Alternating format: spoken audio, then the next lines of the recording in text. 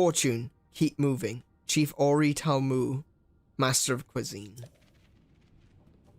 Right, well, I'm lacking a, an axe.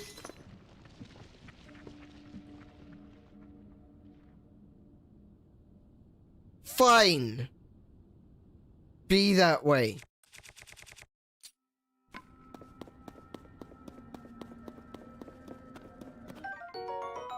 Brain getting the pumpkins. Ooh, and some mushrooms.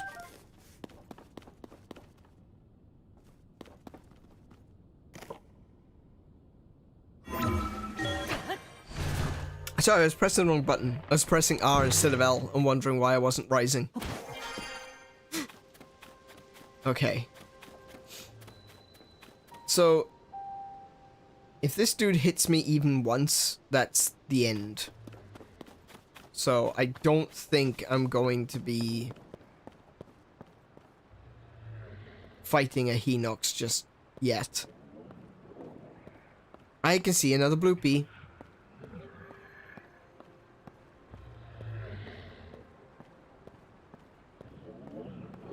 Shh. Be very, very quiet.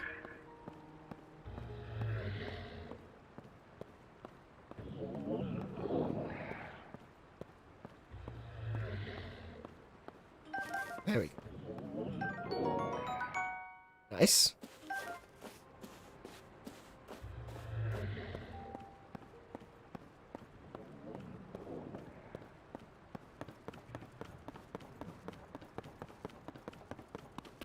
Cool. Sorted.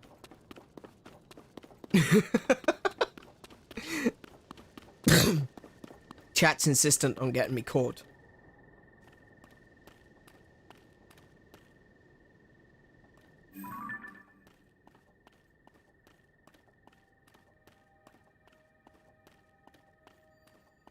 Look at them, they're so cute.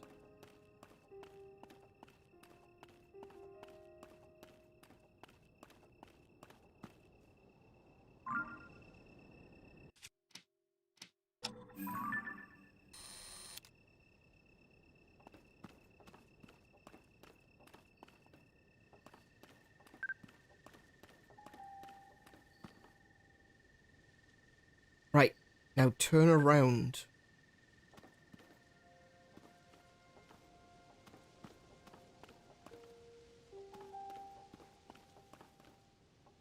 Oh, it's laying down. That's so cute. I need to, like...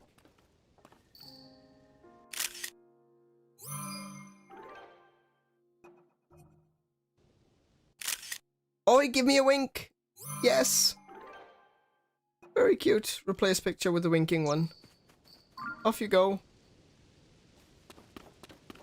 Oh, they're so cute.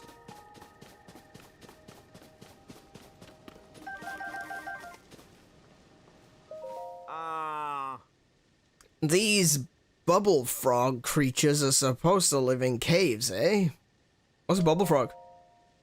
Oh, don't scare me like that. My poor heart can't take it. Are you by chance looking for bubble frogs too? Ah, I knew it. They must have asked you too. Supposedly, they are creatures called bubble frogs that live in caves. They're bluish and whitish and stick to walls. Odd stuff.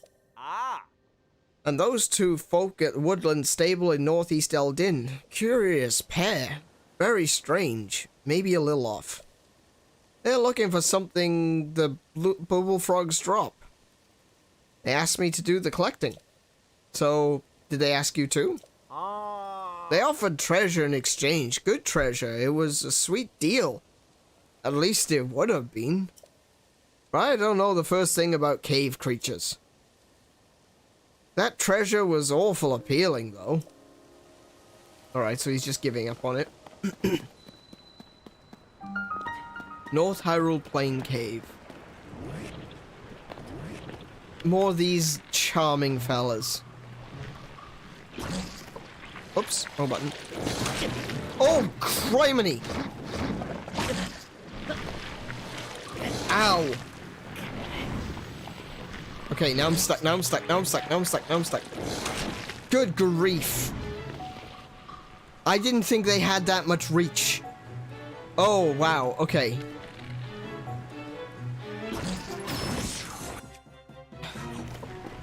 I've got a stick. A stick. That's all I've got.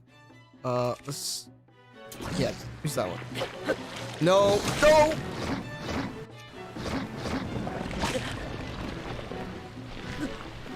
Alright. Get up, Link. There's a way to deal with this.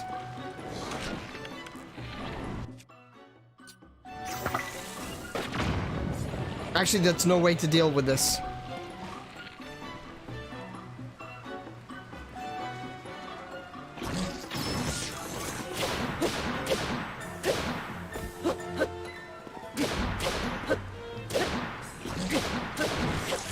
No, no, no, no, no, run! Alright, it's just you and me.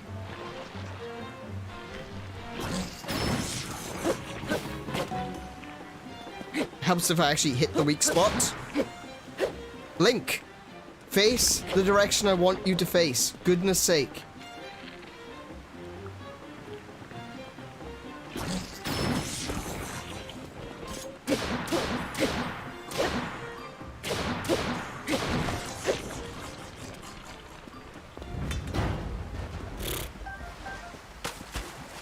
That's a spear. Alright, let's see what's in this chest. Yeah, absolutely disgusting. Traveler's shield. I could dump that one.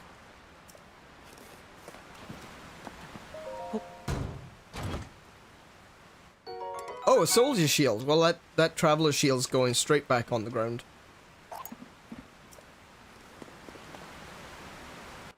Alright, that one. Up. Thought it was my spear?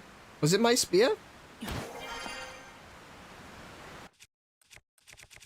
No, I've still got my spear. What? Wait, actually, what spear was it? Travelers. Okay, no, it's fine.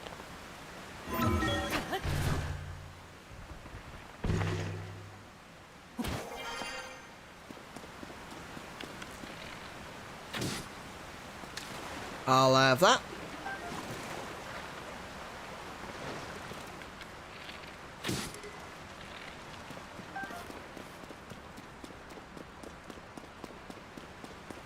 Some fish in the river there as well.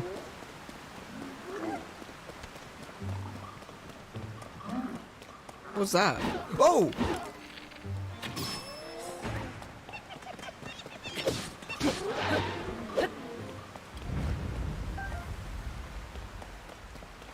Wasn't expecting a horrible in here.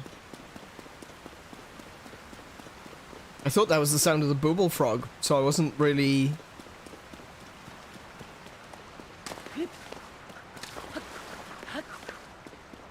Hey, frogs.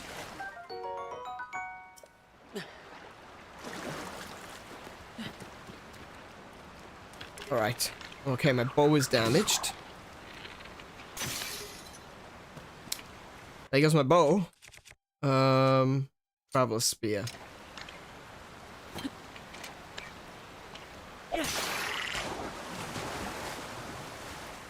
You actually dead? No. Nope. And I am under the water.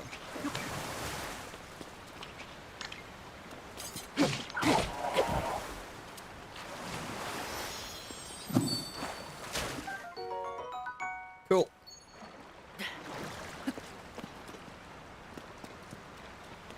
Now we've got... Oh, I'm out of bows. Oh, wow, okay.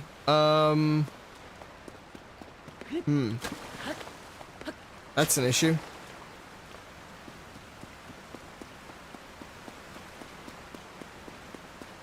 Oh, there's some mushrooms under there as well.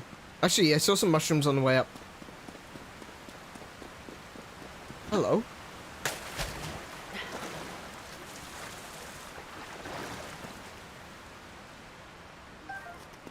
Oh.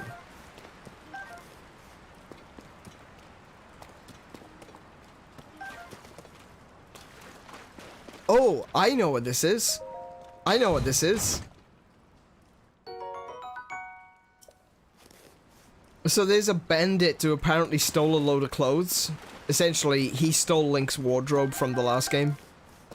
And he's hidden a bunch of the clothes around Hyrule.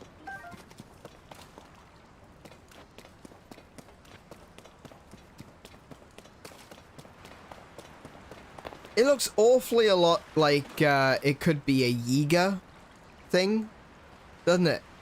Like, that could very easily be Yiga. I don't think it is. I think it's just a very ostentatious criminal, seeing as apparently he is a criminal with fashion sense. It just makes sense that it would be very ostentatious rather than just a simple chest stuck in the ground somewhere. But it does look like a Yiga hideout sort of thing. Right, what we got here? Rusty halberd stick. Okay, so that's just a regular stick. By the looks of it, with a halberd on top. That's not very useful. But... Oh, it's a long stick. No, never mind, I don't need that. Because I want to make a new hammer. I'm just going to have to use this one, but it's not going to last very long. I'll keep that with me. because something is better than nothing.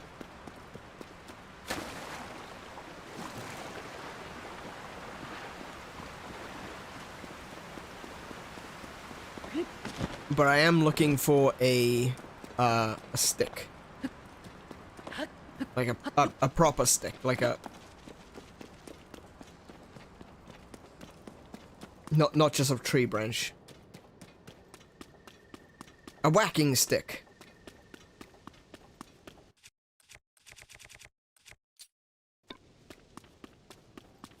𝗄𝗶𝘁𝗵𝗵, that makes a lot of sense. Oh, if it...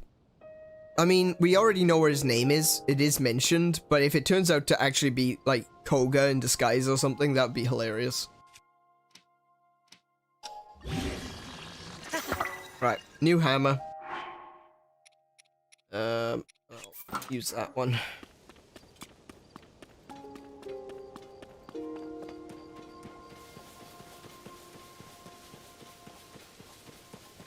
Herbs.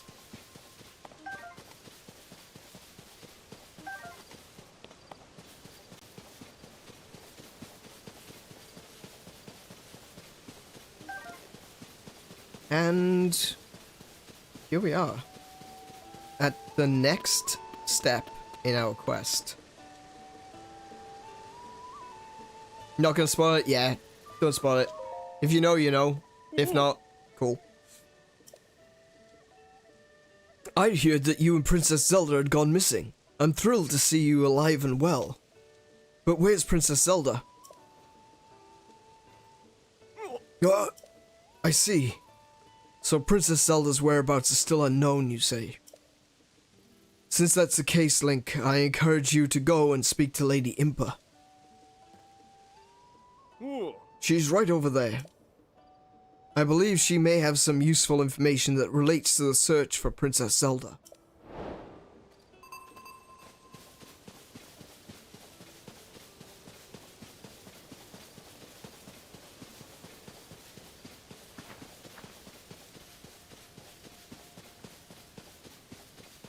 Oh, mushroom.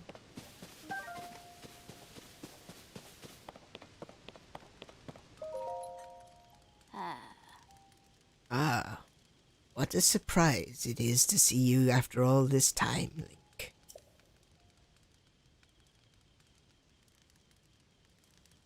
I'd heard you'd gone missing.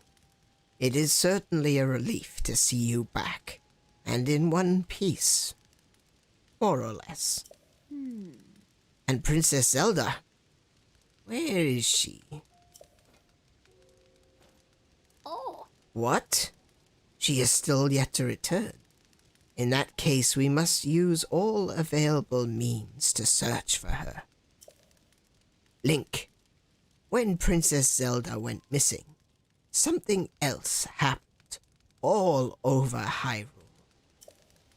During the upheaval, huge pictures appeared out of nowhere.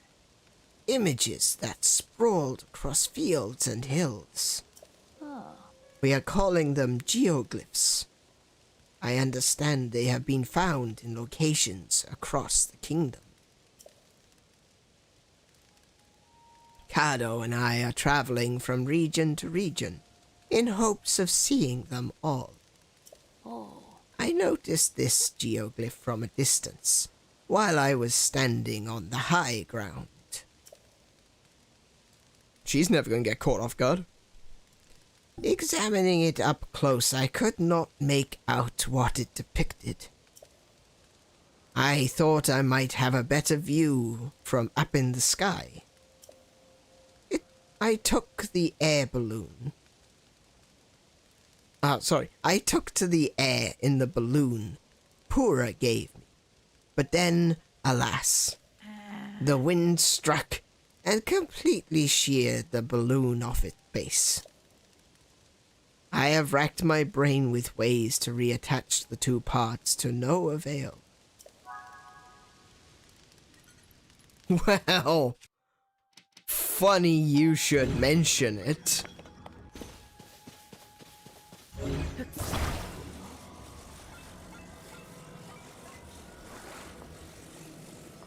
Nope, nope, nope. Connect in the middle, please. Thank you.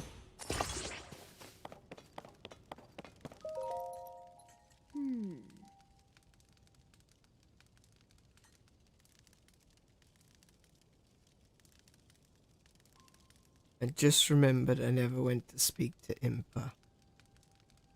I understand that, Joe.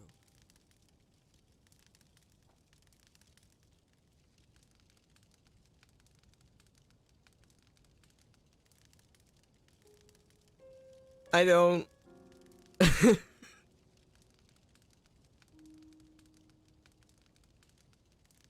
Just remembered I never went.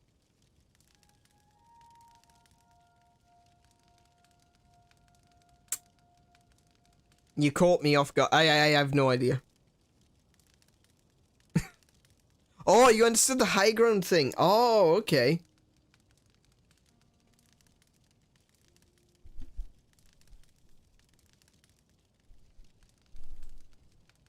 Hang on a minute. My microphone's being a bit weird. There we go. There we go. Does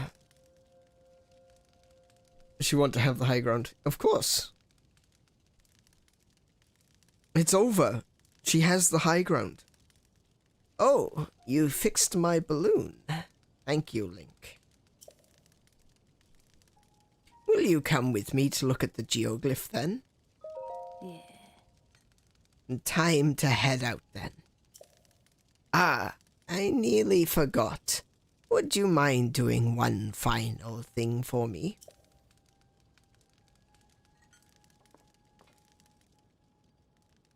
Light a fire there, and the balloon will start to float. Then we can be on our way.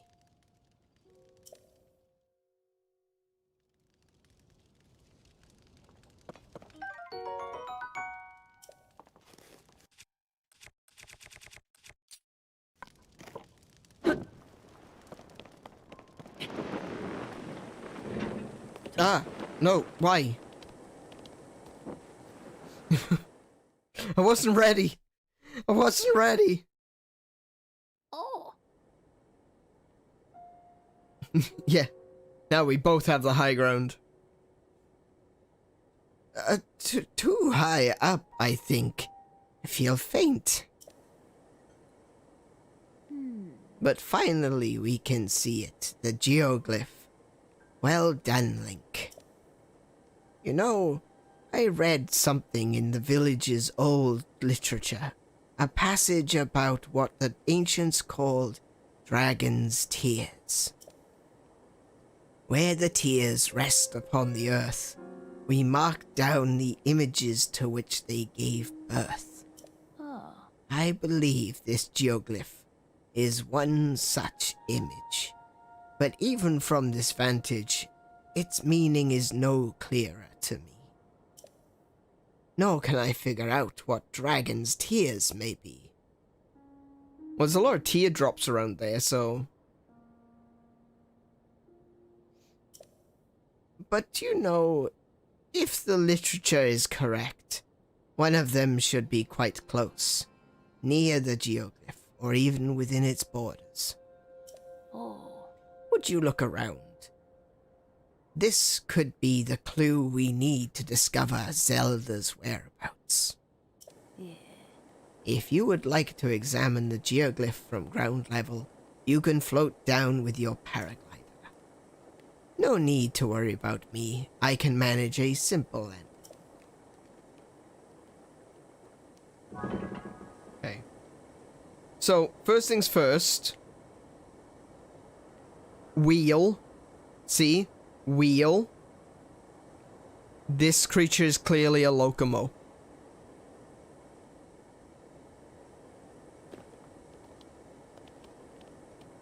Right, so... No, Link, I am your father.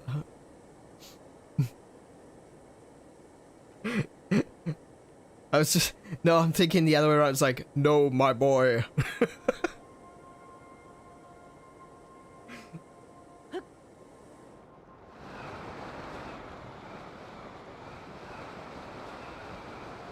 This one's pretty straightforward.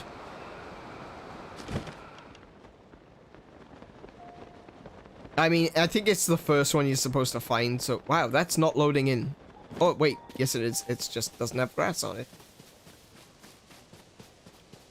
So that's the tier. It's in the eye.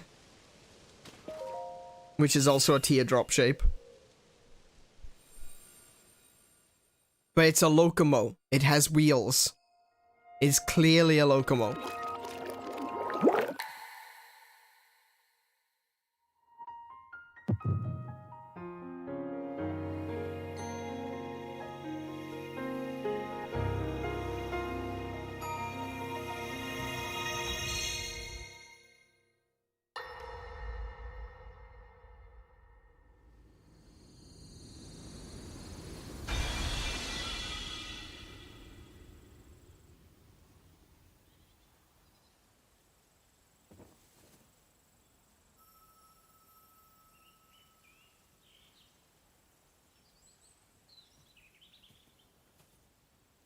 What? Oh dear.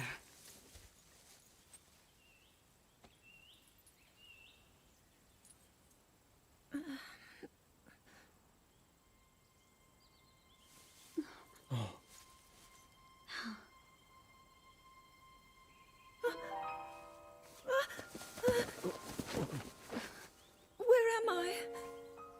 We didn't mean to startle you. I'm sorry. It's okay. My name is Sonia. And could we ask what your name is? I am the daughter of King Rome of Hyrule, Zelda. What an unexpected answer. We are the king and queen who founded Hyrule, after all. She really is. Or at She's least we were gorgeous. the last time I checked. You two founded Hyrule? And you're the king? My name is Rauru, King Rauru of Hyrule. King Rauru? And Queen Sonia? But that must mean...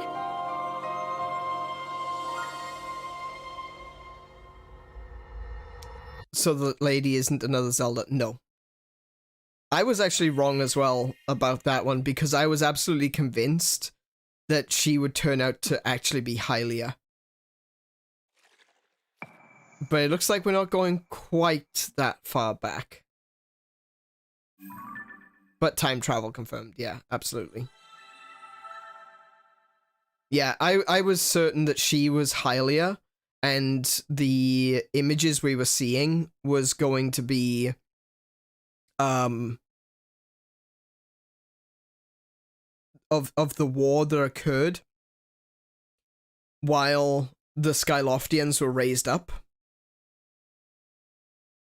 It just seemed to make sense to me at the time, but if she's the first queen of Hyrule, then she is theoretically the daughter or granddaughter of Zelda from Skyward Sword.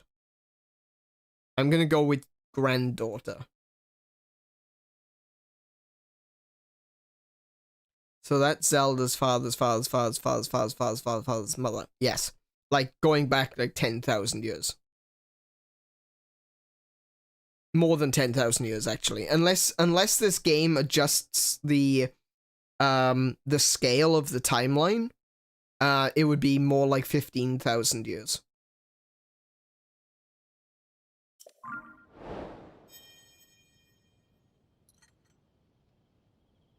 Oh? Link? You look distracted. What's wrong? You really like Rauru? I really like his design. I don't know what I think of him yet. Oh.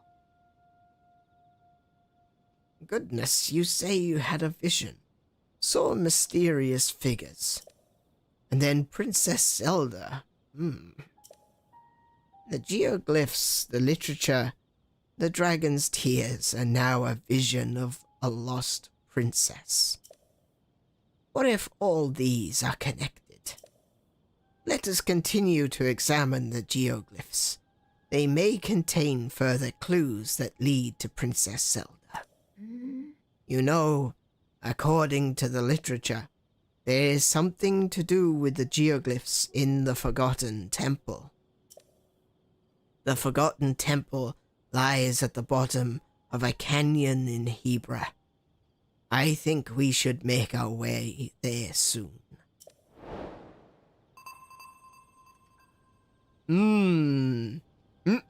Forgotten Temple, you say?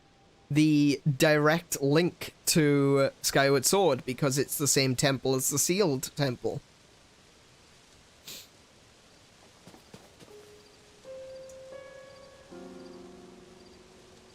So this Rauru has nothing to do with the one in Ocarina of Time? No, that does not seem to be... it seems like they have nothing to do with one another. I was surprised, but it's not uncommon. Like, I mean, the current king is Charles. How many people out there are named Charles? So, what I do find the most interesting is that,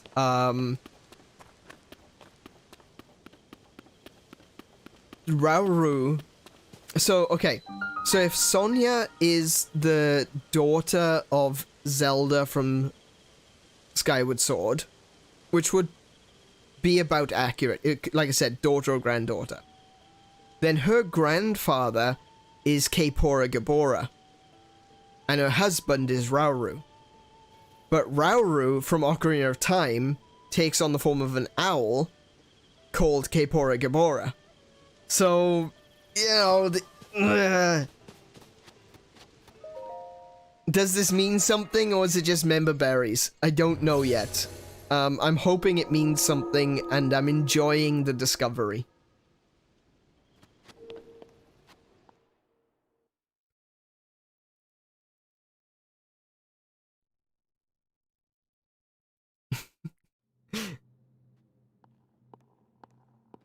Right, so let's see what we got with this one.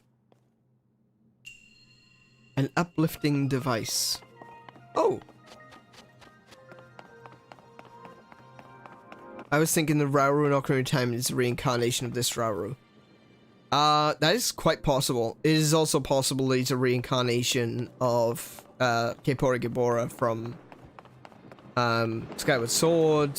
I mean, there's a lot of possibilities at the moment. I'm sure we will get an answer eventually, or at least I would hope so. Excuse me.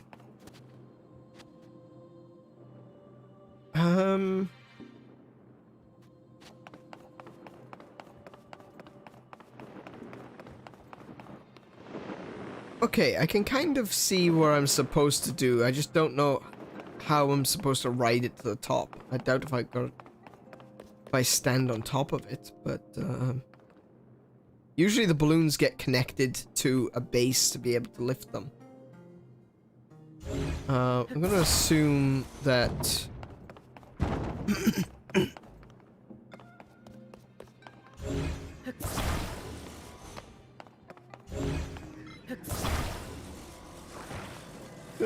this will work.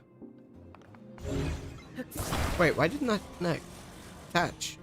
There we go.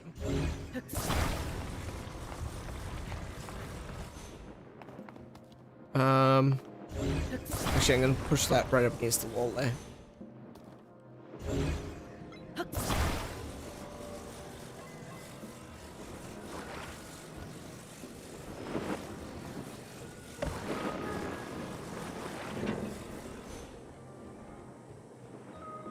Well, that seems to work. Because Link didn't press A. I pressed A, though.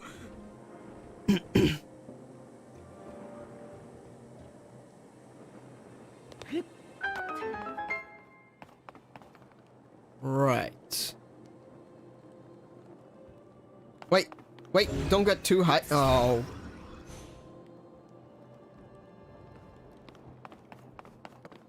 Oh, wait, there's more up here. Ah, but I don't have the torch now.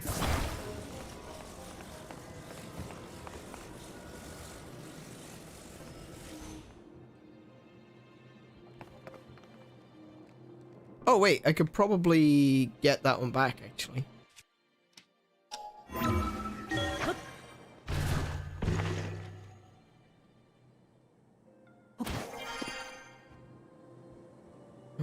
let's see. Yeah, I could probably get that one back. Oh, need the hand. Taking that away.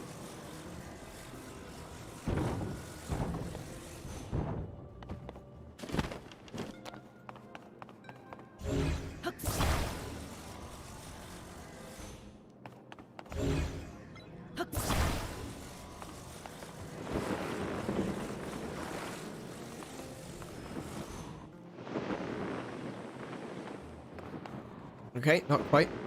Not quite.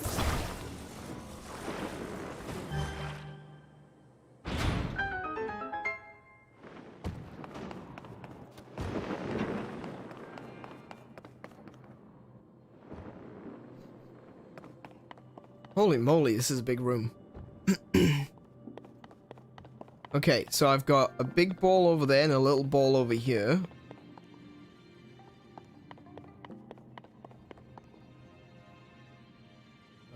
Oh, there's a torch over there. That's going to be useful. You know, there's no reason I can't just grab that torch from the other room. Unless they've thought of this and they destroy it when it enters. Nope. Okay, cool. I have another torch.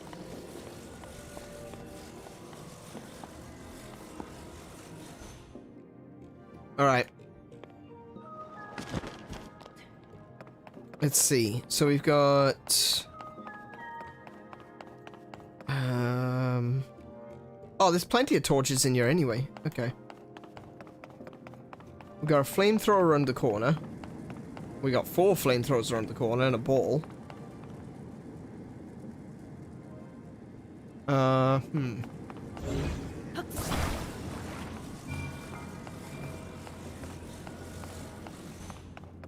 Oh, I just had a thought.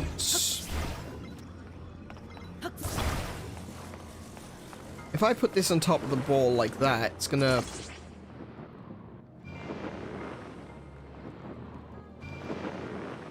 Right, okay. That's what the torches are for then.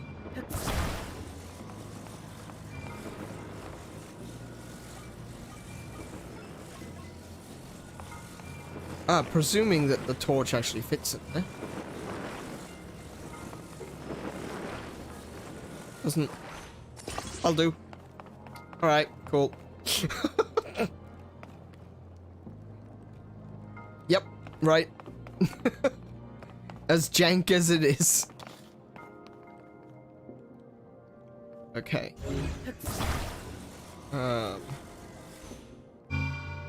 Yeah, looks about right. Maybe move it over just a little bit more. Okay, we attach another balloon to the top. Now, I'm gonna guess, I'm gonna go out on a limb here and say that 1 balloon is not gonna be enough for this.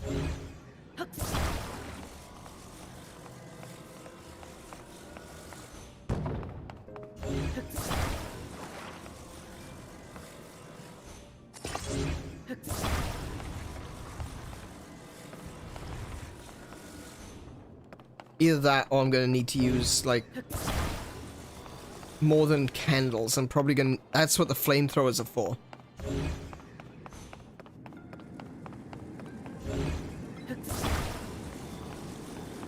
The flamethrowers give a little bit more lift.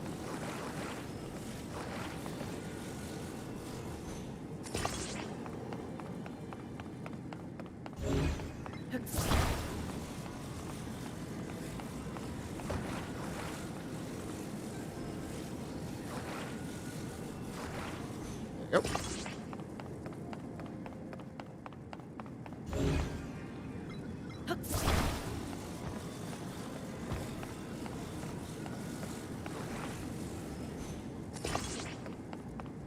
I'm glad that the balloons don't break in here. Because out in the wild they actually do break.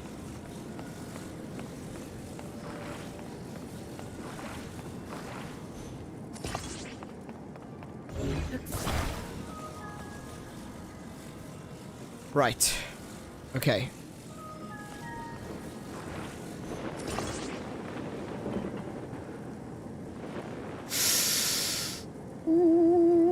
That is Oh, right. It didn't connect in the middle. Ah. There we go.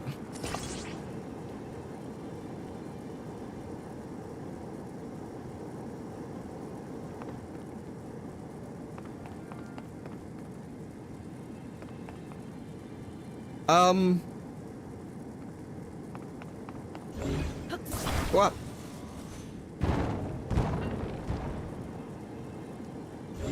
All right. Fine. Let me take that back off. There we go. Thank you.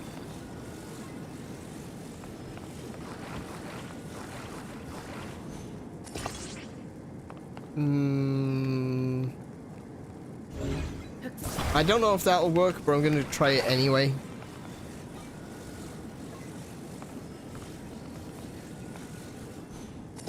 That's not the right direction.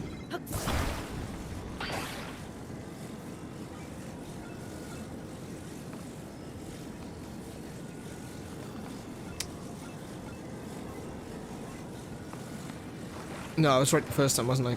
Yep. Okay, there we go. There was no flame under the balloon. The flame doesn't necessarily need to be directly under the balloon, but obviously that does help. I'm gonna see if this will work. Oh, that's way too much of an angle.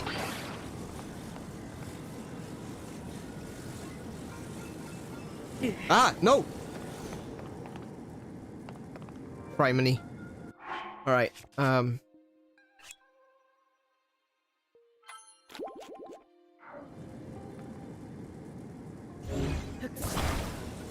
Right, let's try this again.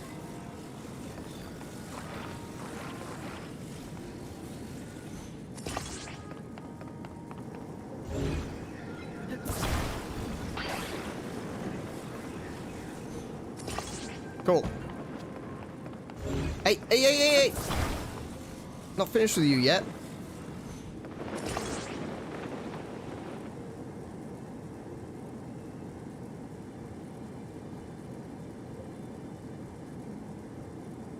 I am now also on the wrong side. Link doesn't have the high ground this time. No. I hope I hit the barrier. Yeah, well. Uh-oh.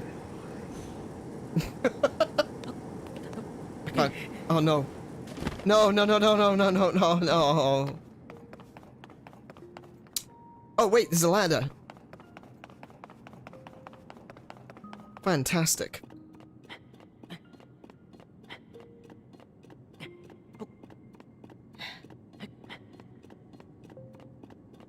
Oh, those are speed up? Oh. Oh, I mean, that kind of helps me climbing, I suppose. Okay.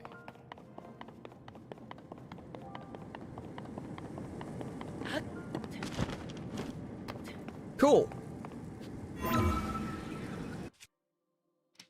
That one.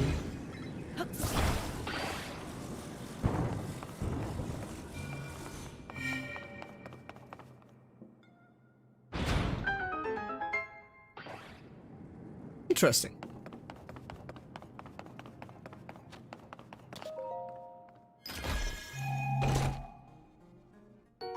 An opal.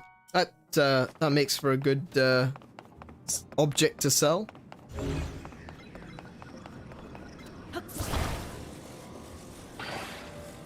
All I'll say is, I may not do things the right way, but it does get done. How do I feel about the shrine so far? I think they have been so much better in Tears of the Kingdom than Breath of the Wild. I haven't come across one that I've thought, wow, that was kind of boring. And so far, all of them have at least made me stop and go, oh, that's how you do it. You know, it's taken a moment to click what I'm looking at. And some of them have been really hard. I'm not gonna go into detail about what the conclusion was for one that I've done. But I was sitting there and I was just staring at this one. I had no idea. I probably spent about 5 minutes just running around, trying to figure out what to do in this one shrine. And then a combination of the different devices kind of clicked in my head. And I was like, oh, that's how you do it. Oh, that makes so much sense now. And then I put it all back together and it worked.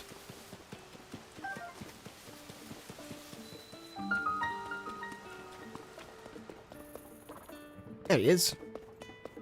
Yeah. Hey there. Are you a fellow traveler on the journey of life? It's me, Beetle. I sound like a beetle, 'cause I'm a beetle. If you forget, my beetle-shaped backpack is right here to remind you. In this topsy-turvy world, there's only one direction to go. Forward. So when I travel, it's forward all the way. I can sell you bugs of the highest quality, and if you need anything else in your life journey, I can sell you that too. Short on rupees? Don't worry. I'll buy anything you don't want weighing you down. And what better way to lighten up than to sell your rocks? Gemstones in particular fetch a high price. Well, what will it be? Look what I've got. Let's see if I can sell some stuff first. Right. So I did pick up an opal. And I did pick up a topaz, so you can sell those first. Yay! I think I might just grab, might sell all the amber as well. Wow!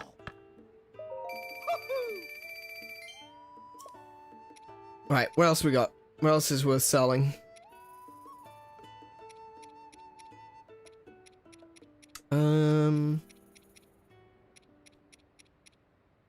Nothing else really. I used the rest of the stuff.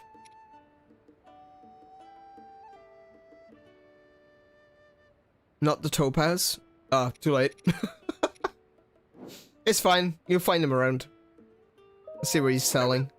Arrows, more arrows. I'm actually pretty good with arrows right now. I'm not like... It's not like in Breath of the Wild where I was starving for arrows. Still... yeah, okay, I can take that.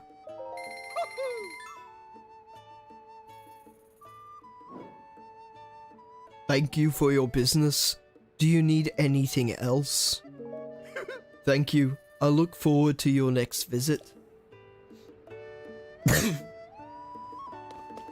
I know that in this one, the different gemstones can be used to make fire rods and all stuff like that, but really that's not the kind of weapon I'm particularly interested in, so I don't think I'm too worried about losing out on stuff like that. I think you can attach the rubies and the amber and all that sort of stuff to arrows as well. Sorry, not amber, a topaz, I meant.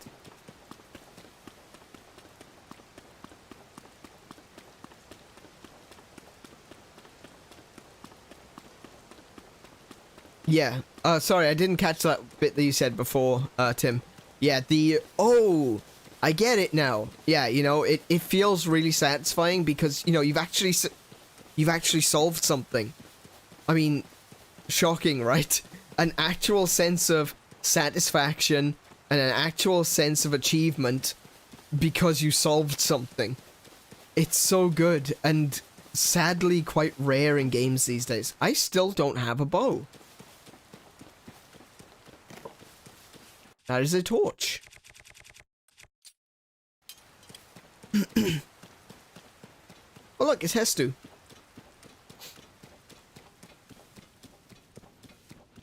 And another bloopy.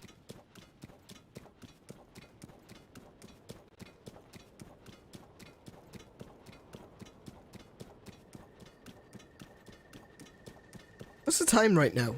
Oh, it's after 9. Ah, screw it. We're gonna keep going.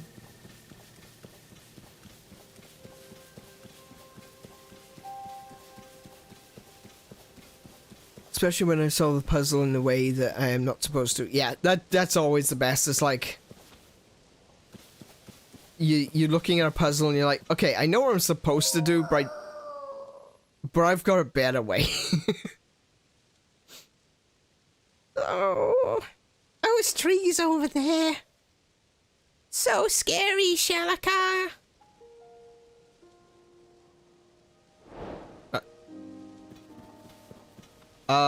Ooh, hang on.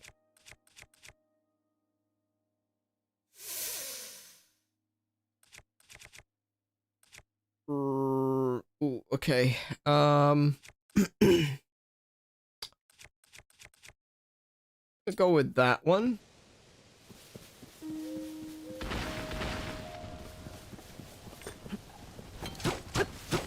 Nope. Nope, nope, nope. Okay. I don't have any big swords to hit them with. I'm gonna hope this one works, because otherwise I'm gonna have to run away.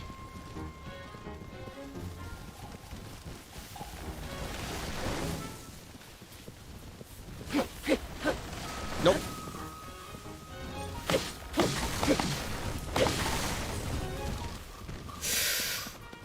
Oh wait, I just thought. Nope, not quite. There we go. Oh, it's a big bat. Has to, I swear, if you make it so that I can't pick up that lizard, I'm gonna be annoyed. Shalakakala? The scary things are gone.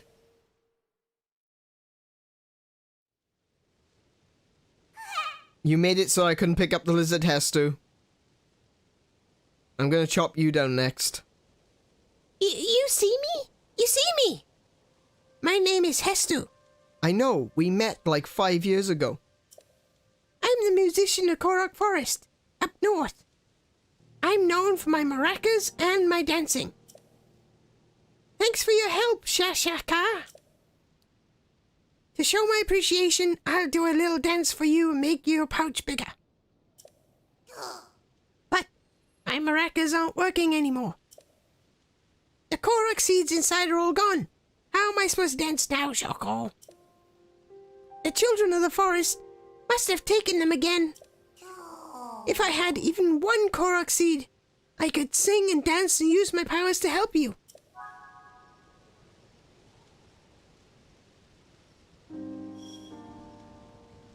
You took my lizard. Korok seeds make a really great sound when you put them in maracas. But the seeds spilled all over the place when I broke my maracas. Then don't break them. And I think the children of the forest took the seeds while I was in a panic. Hang on. Do you have a Korok seed? You do? You got a Korok seed from one of the children of the forest. If you give me a Korok seed, I'll make your inventory bigger. Chop them down and you never get your inventory increased. It's a risk I'm willing to take. More weapons.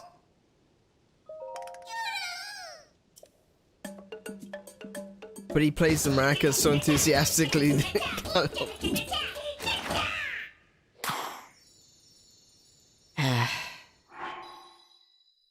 Yeah, I like that the new one is a little bit more concise.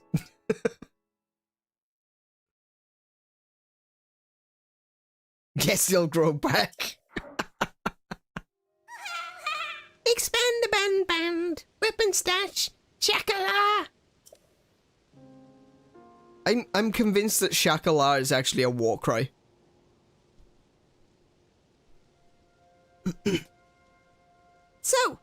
So, are you happy with it? If you bring me more... Don't voodoo me. I know what that word means. I speak Hut. If you bring me more Korok seeds, I'll expand your inventory again. Well, I do have more, so, I'm in the middle of traveling. I'm thinking about heading east next.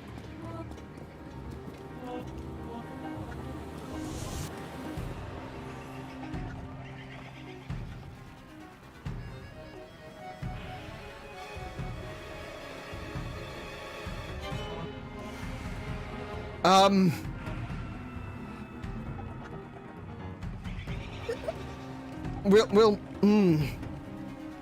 don't know whether I should explain it or whether... Yeah, okay. We've seen it now. This... is a pain.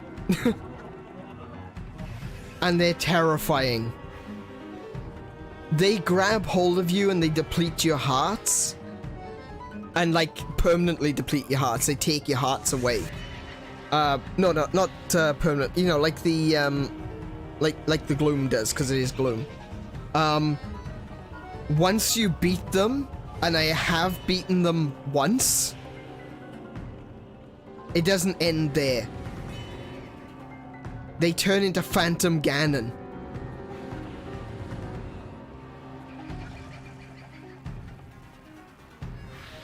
And then it's just a one-shot kill. I can probably make a run for the...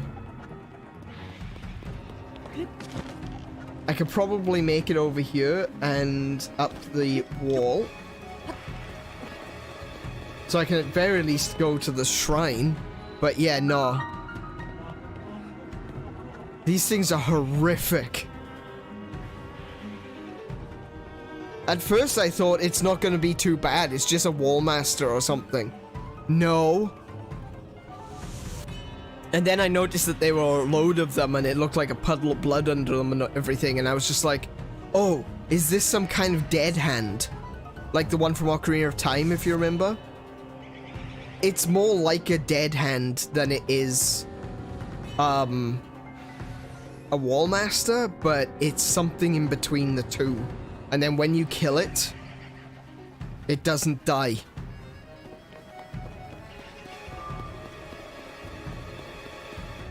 Oh my goodness, yeah, these things are horrible. I love it, but wow.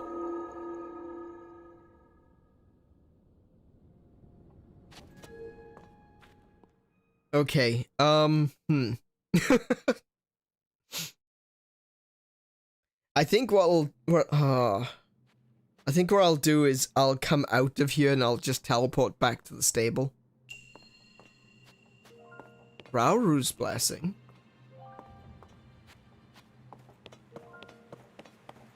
Oh. Whoa.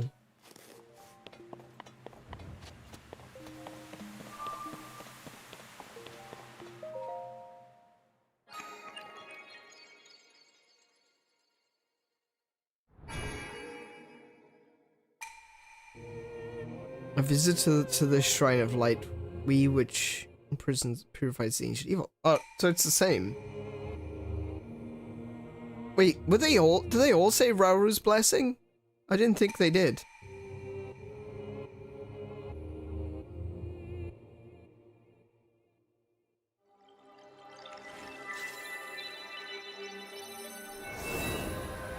Oh, so all the blessing shrines are called Rauru's blessing.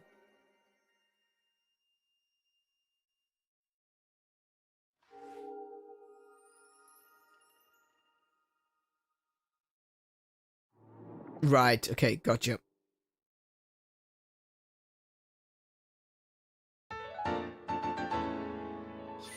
And there's 4. So we can get another heart.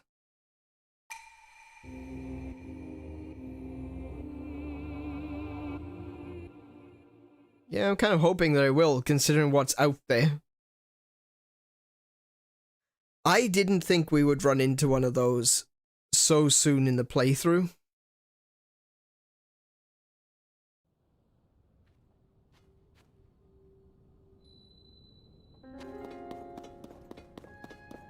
Do I have a hammer? I do.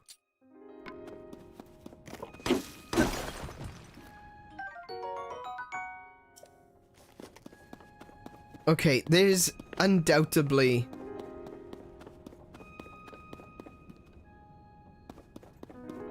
Huh. I wonder if that's just a parallax effect or if they actually have a... they're actually using the portal generation technology. That's really cool. I'd not noticed that it is actually a fully rendered room inside the shrine. Right. Yeah, look, there's loads of resources in here, but there's no chance that I'm gonna survive. Come on. Come on. Oh, you horrible, horrible things. I don't think you can put one of these in the compendium, though. No, you can't, look.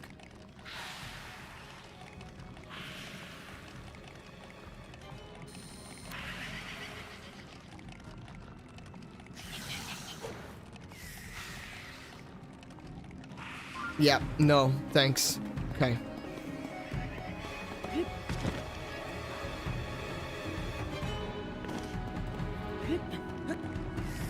Oh my goodness, that was so close.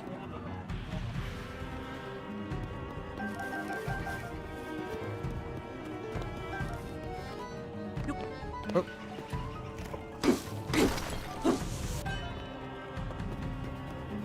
No. I'm with you, Kiko. It's just, yeah, nah, thanks. Alright, let's... I can probably just... Yeah. That's probably the best way to do it.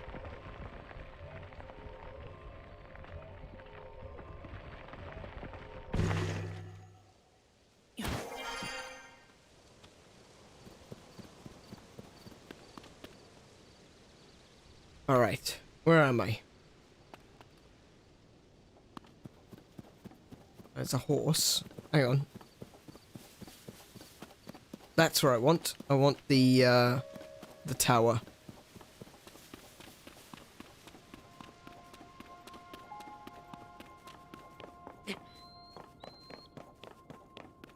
Actually, if I had done the, Oh, hi.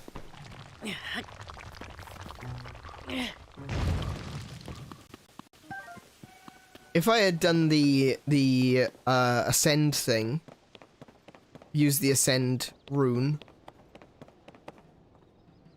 I would have come out up on the top of the hill. So, yeah. There's something to always keep in mind is that ascend ability. It's very, very useful. It's not useful when you don't need it, though.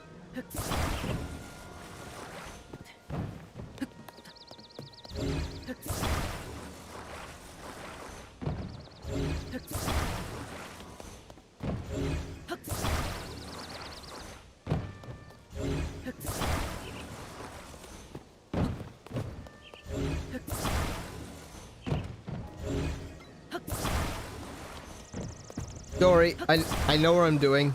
I'm not just mental. I mean, I am, but that's besides the point.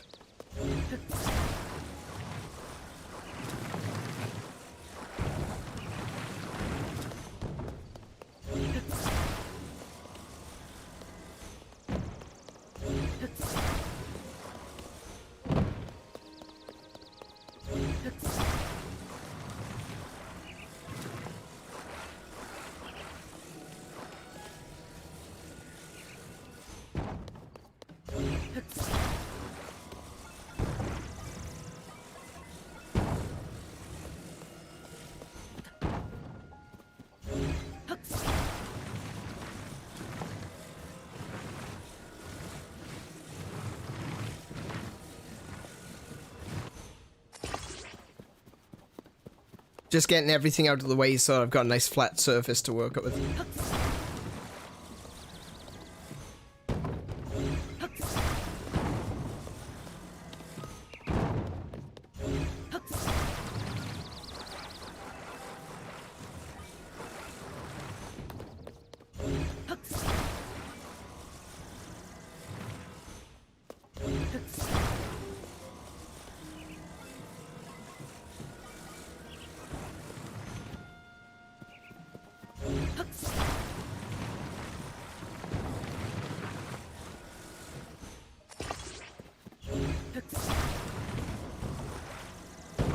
Oh, I should have cleared this direction instead.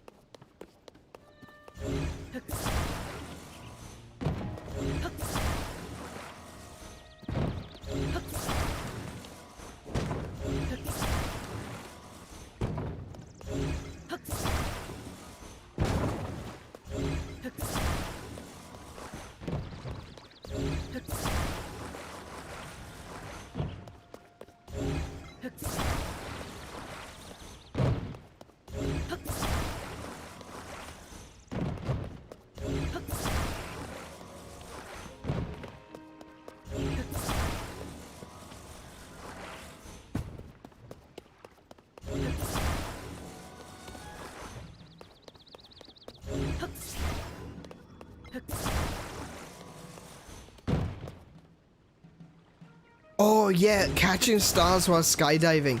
Yeah, 100%. I'm with you on that one. That is such a cool feeling.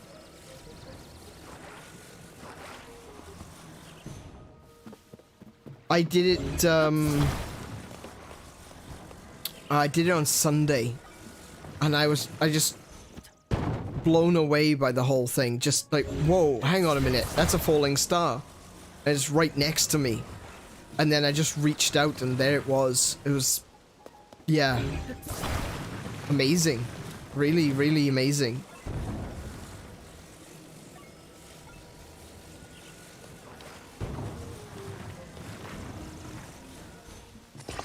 Right. Now I have a bridge.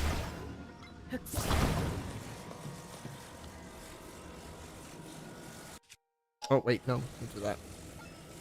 No, no, no, other way, other way.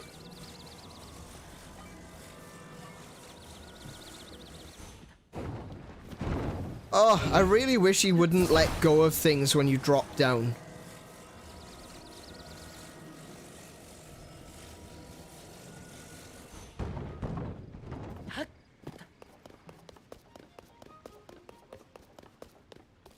Now you can grab star bits in Mario Galaxy, Animal Crossing, and Tears of the Kingdom. Heck yeah. Star bits are so cool.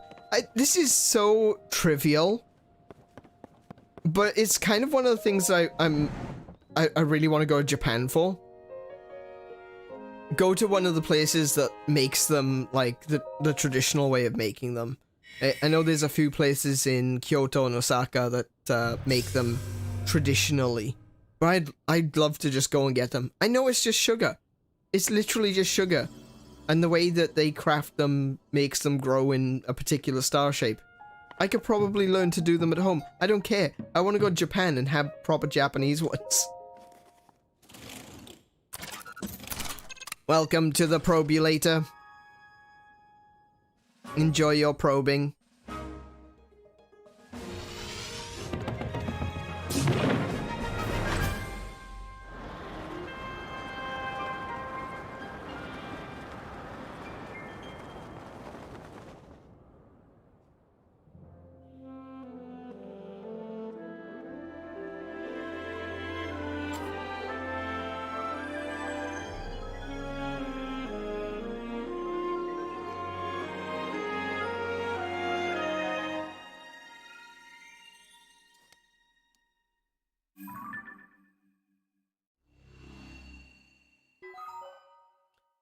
Surface map updated.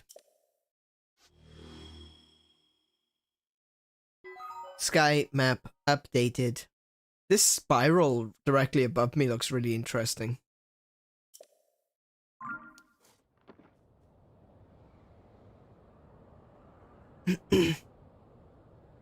All right.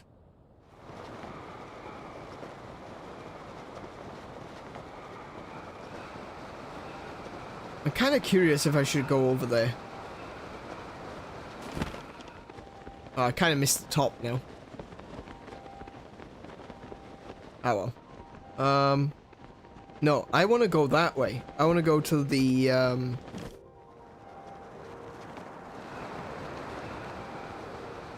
want to go over there to the temple. The Forgotten Temple. That's where we're aiming.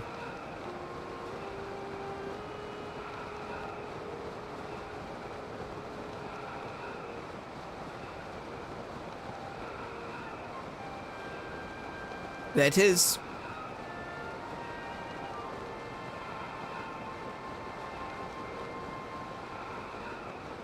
Keep an eye on the ground. Make sure it doesn't get too close.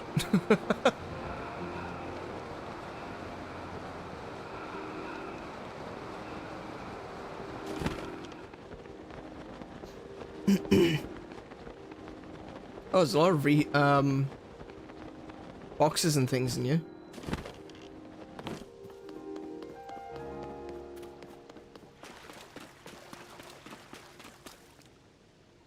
I don't like this.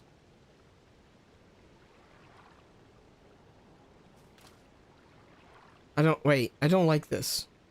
This feels like an arena. Ooh, blackened crabs.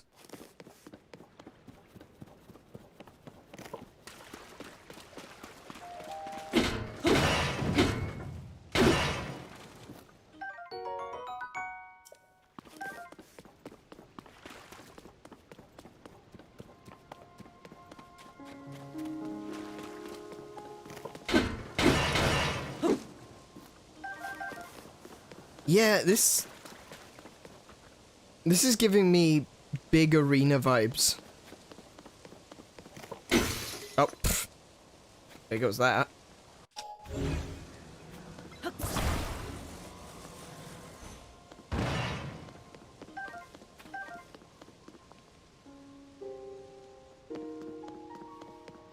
Okay. Clearly not. Ooh, arrows.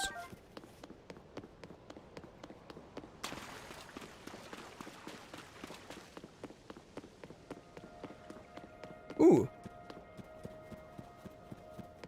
Oh, there's a box over there as well. Oh, something in here? Oh, wait, no, that's just a crumble down wall. Okay. So there's a well here.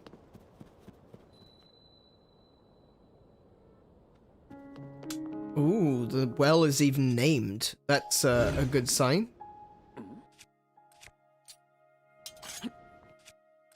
We're gonna toss a bomb in there.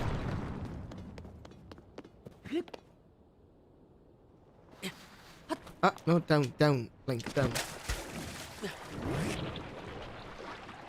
What a place to ooh, look at all that.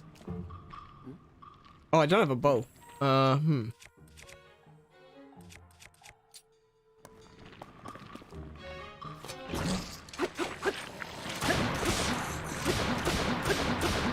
Get it with the pokey stick. It's not doing a lot of damage though. Go with that one instead.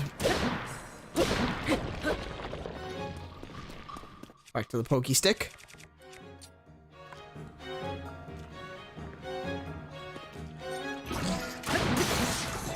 Oh, that broke.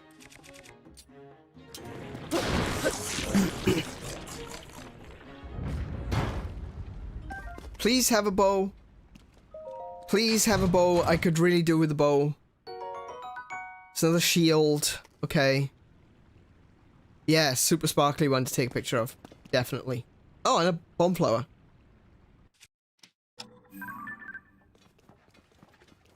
Rare ore deposit. There we go. Oh. Oh. I was just zoomed in all the way.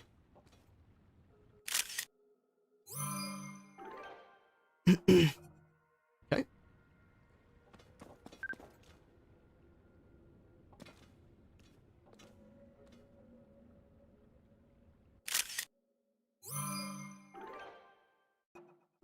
All right. Anything else down here that we didn't get? Oh, there's a big one.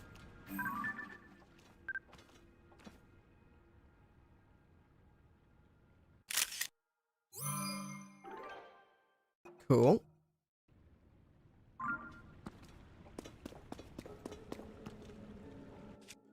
Ah, but I am lacking the all-important means by which to break any of this. Oh, I could use bombs, I suppose. That's extremely dangerous in this small space, mind you. And I don't have any bows still. Yeah, right? I wanted to do a chest hammer. And it sucks that you can't.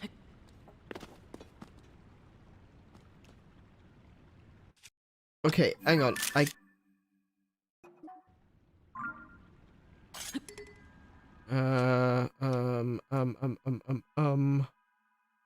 Let's think.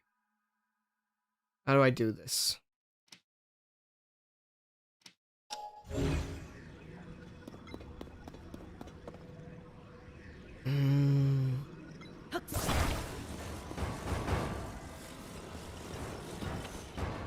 No, it's not gonna do anything.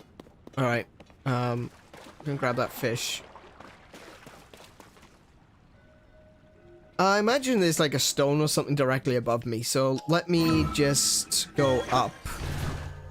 I'll grab a stone or something from the ruins.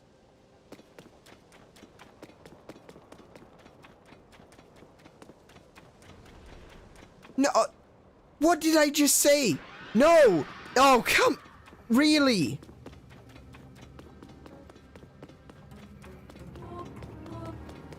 Help, help, help, help,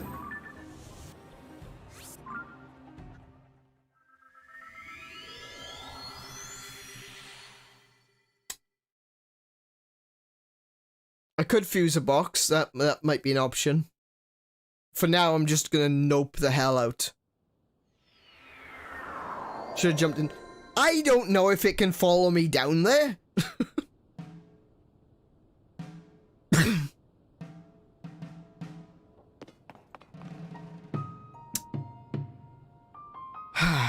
Right, okay.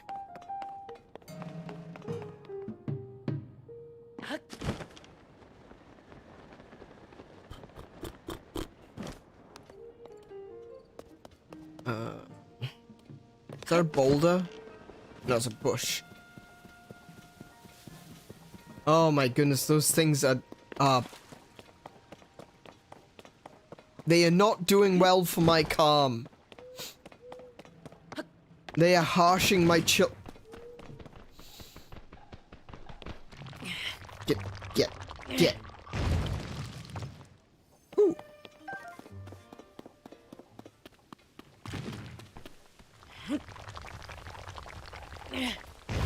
Yeah, nightmare fuel, and everywhere I go, things are trying to kill me.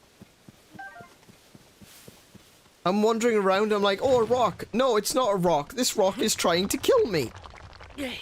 And then I'm like, oh, look, some apples in the tree. No, that's not a tree. This tree is trying to kill me.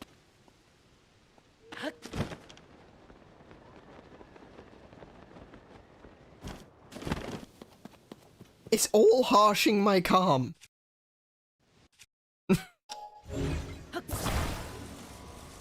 Okay. I'm gonna fuse that to my torch, because that is the best I've got.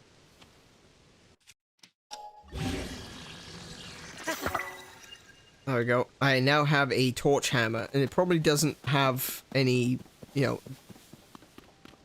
a decent amount of durability, but it should be enough to get me through all of those rocks.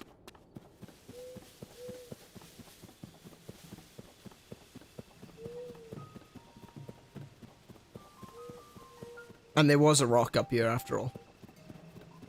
Right. Which way? Which way? That way. Oh, hello.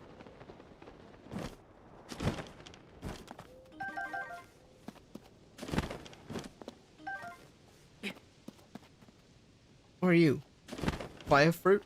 Fire fruit. Spicy peppers. Okay, that'll do too. Nope. Hello. Interesting. Right. Oh, I wonder if that thing comes out at night. Because that's the only difference. Is now it's nighttime.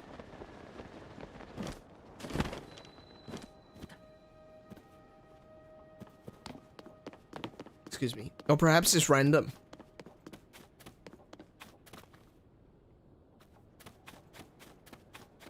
I would imagine being that it's gloom. I don't want to go anywhere near it again.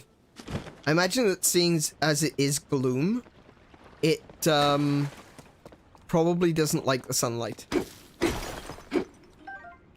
Alright, let's break the good one first. A ruby. Fantastic.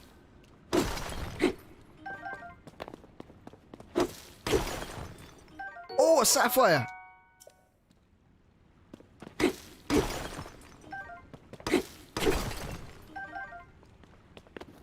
Excellent. Now I've got some stuff to sell.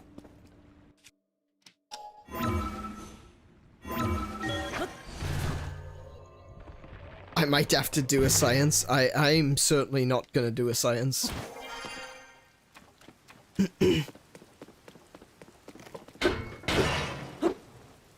I'll worry about those things when I absolutely have to, not a second sooner.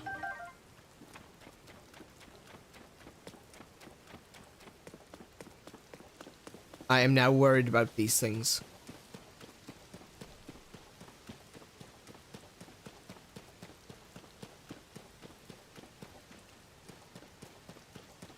Oh.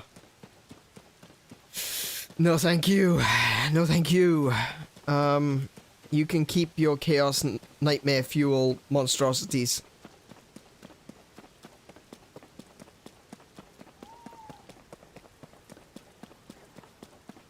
I'm just gonna go over here. Pine cones.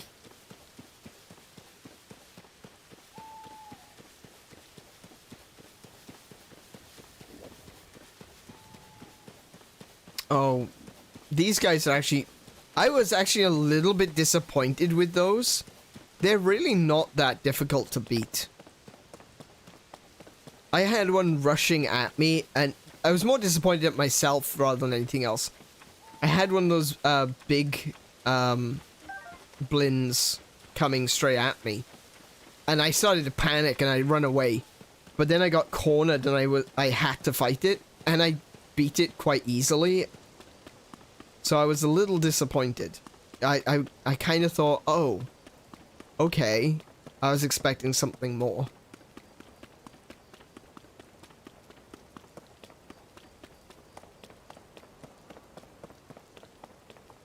Alright, here we go.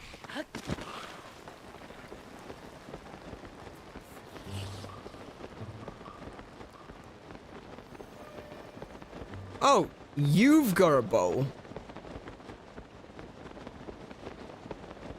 More time to choose to run instead of fight.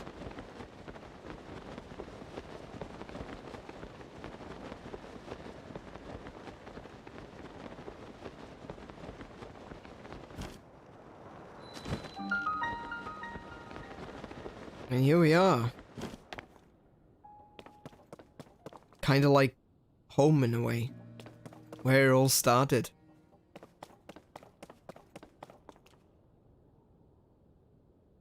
It's quite poetic. It's like it rhymes. That Impa would come here.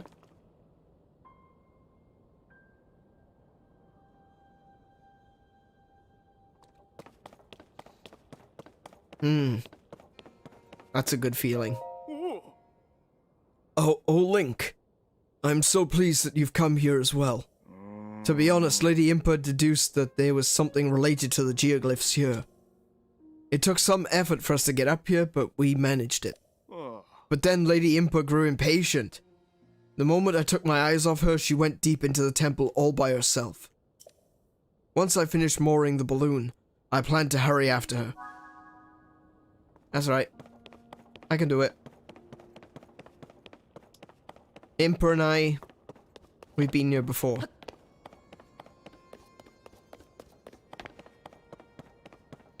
Bow!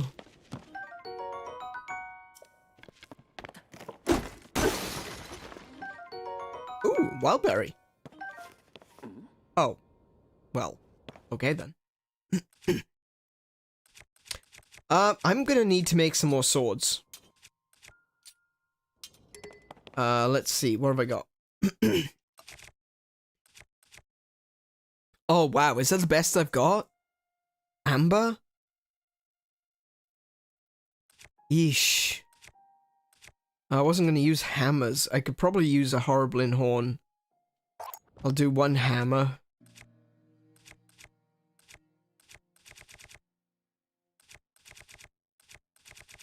I need to get back up onto the Sky Islands and fight some more constructs. Amber is decent, but it's got low durability. I'm gonna go with Bokoblin horns. No, actually, I tell you what I need to do. I need to go find Lizalfos, because Lizalfo horns are pretty good.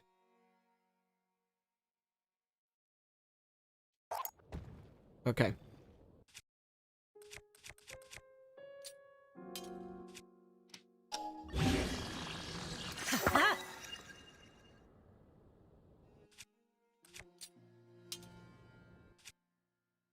Oh, yeah.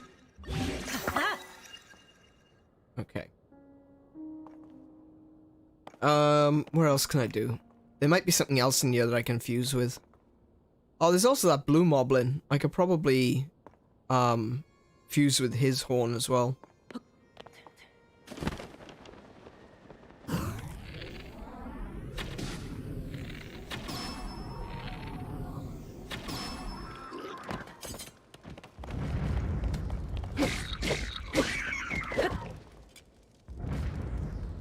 That's how you do an ambush.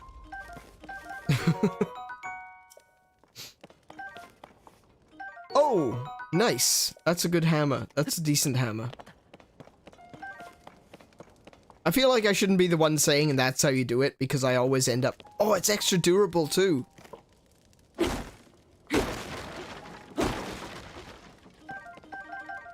Sapphire and rubies are fun. They turn them into wands, don't they?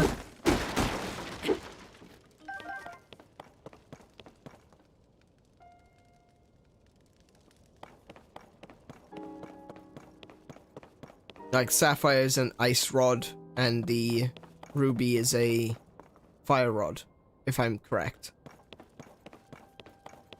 At very least, that's where I assumed they were, because I've not actually done that.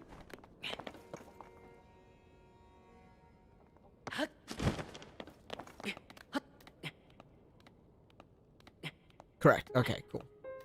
So what does the opal... Never mind. What does the opal do? Because I've seen... I saw an enemy with an opal. They work slightly differently depending upon the style of weapon you fuse them with. Oh, okay. I see. I wonder if there's anything down here. I would like to ambush...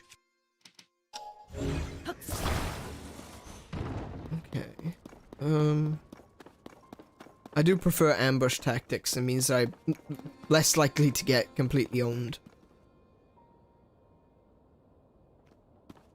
Okay, it's just some boards down here, nothing major.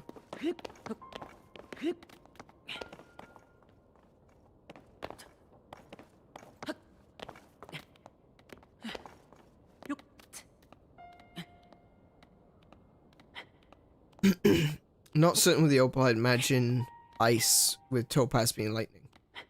Wait, so what does sapphire do then? Is sapphire also ice? Or is that like water or something? Or is the sapphire blue fire? So I just realized it's blue fire as well. Though I suppose that... don't know. I don't know.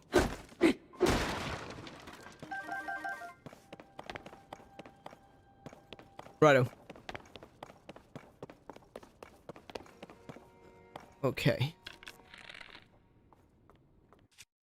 Do do do do do do do do do do do do.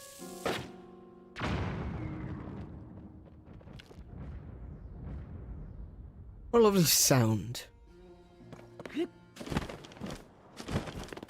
Oh, hello.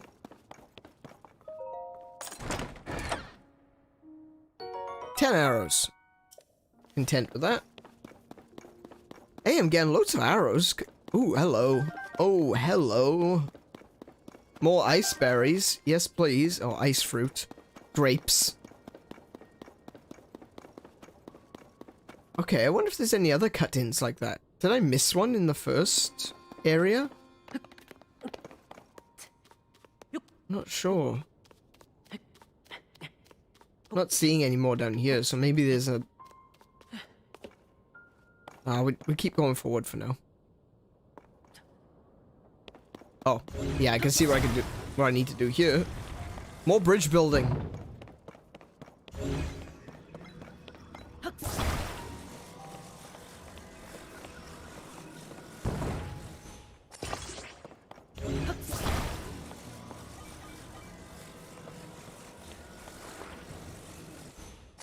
Oh, I botched that up.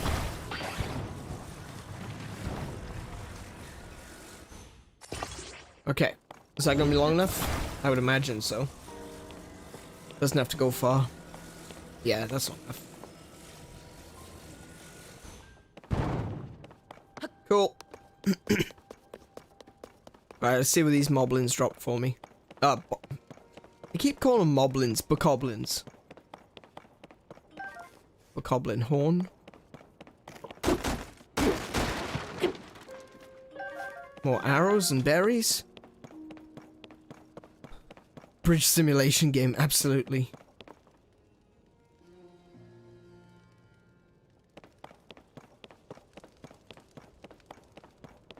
Okay. Sapphire's ice, opal is damage increase, topaz electricity. Okay. Good night, Kiko. Did she say she was going to bed? I think my chat must have done something funny.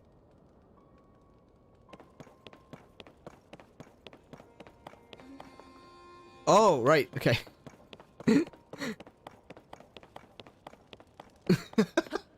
I was so confused. It's like, good night, Kiko. She's leaving? Excuse me? I wonder if there's one of those cut-ins down here as well. Ooh, Saflinas.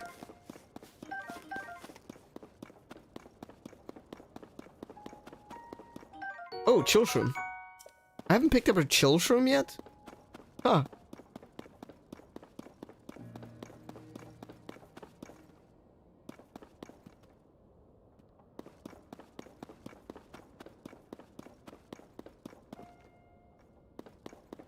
Ah, what about this?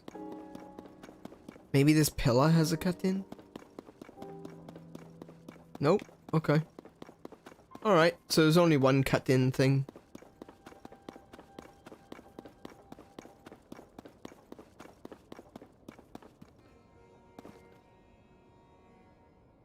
I can't see one, at least.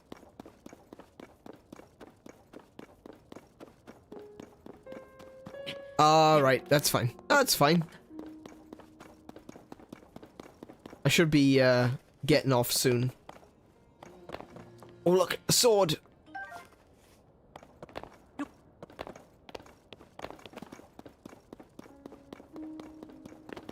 And there's some stuff over here, too.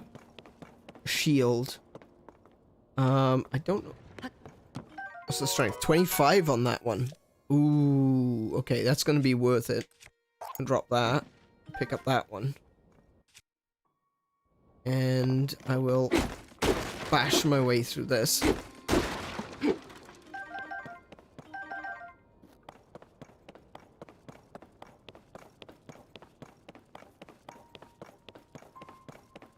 And I need to be up there.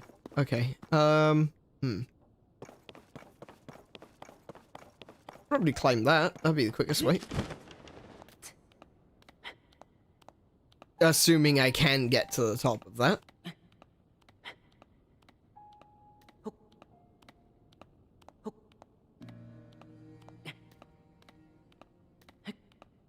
Ooh, I don't know. I'm not sure about this. That's not flat, so I might not be able to stand on it. Oh, I can stand on it. Cool. And back to climbing.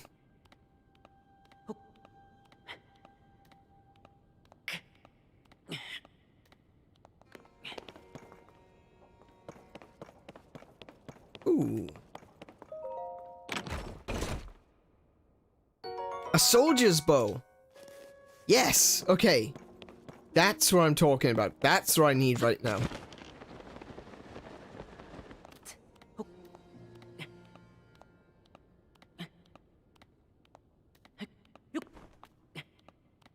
Impa, are you in here? Please be in here. Oh, there's a shrine. So this is... We didn't end up coming here in Breath of the Wild. And I really wanted to. Because this place is like one of the main locations in Skyward Sword. And there's a lot to talk about in here.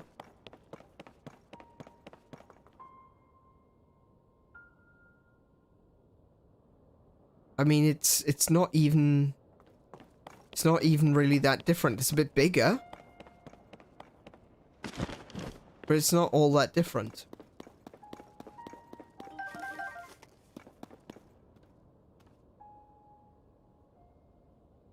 $20 says that's a Korok.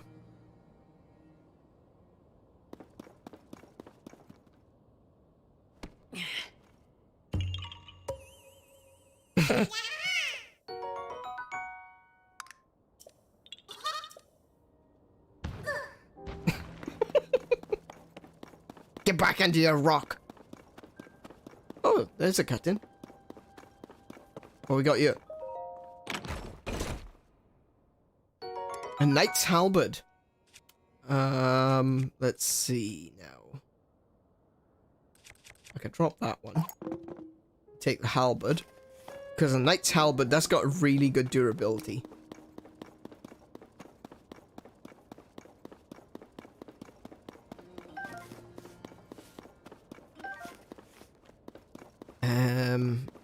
Let's see. We'll climb up this here.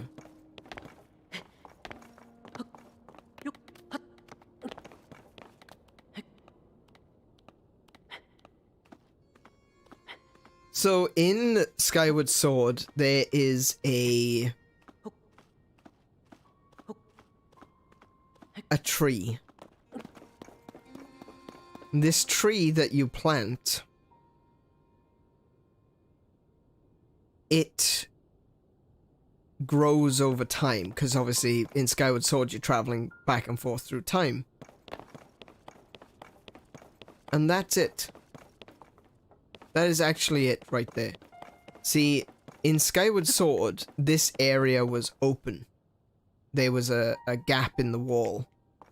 And it was the same on the other side, I think? Maybe, maybe not. I can't remember precisely, but there was a gap here, and there was another room. And there's still a tree there. It may not be the exact same tree. It could be a long-distant descendant of. But that is where the tree was. And the room has been filled with rocks and dirt and rubble and what have you.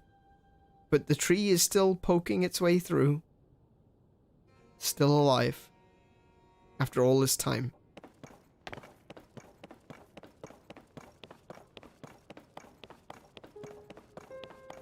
We got ourselves a little shrine here, so I'm gonna do the shrine. I'll do the shrine, then I'll talk to Impa. How is it getting sun and food? It's an immortal tree. It doesn't need sun and food.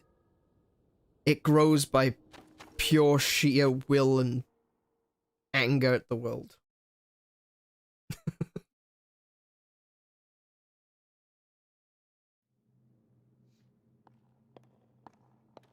Black magic, exactly. Building blocks.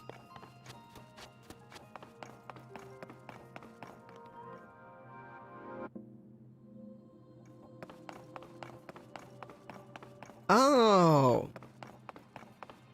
I'm pretty good at these.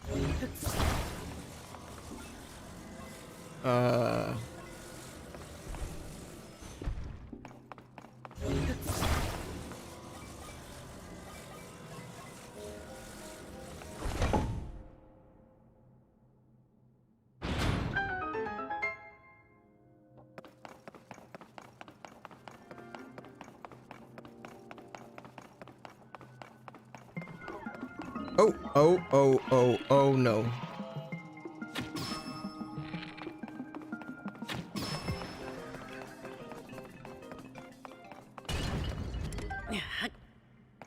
Oh, wait. Oh, a rupee. Was carrying a rupee? What's that? Rusty broadsword? Won't bother with that one. These.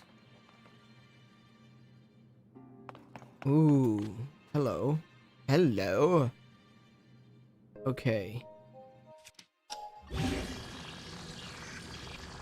Gonna fuse that onto that shield, but then we're gonna change shields because I don't want to waste it.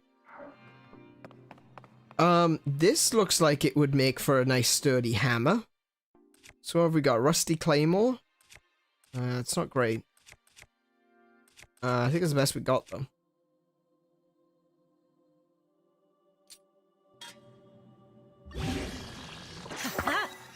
Ooh, steel barrel for a hammer. Yes, please.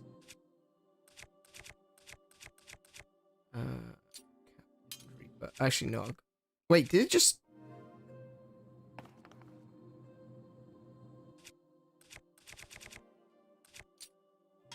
It just respawned. That's weird. Okay.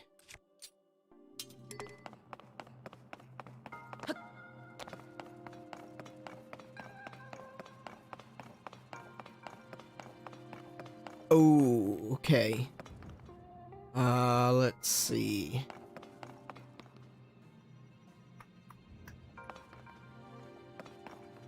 What shape is that one? Okay. Oh, pff. Yeah, I'm just gonna bond one of those to my sword. Hang on.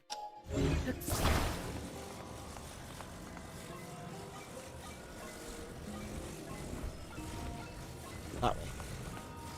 Yes, like that.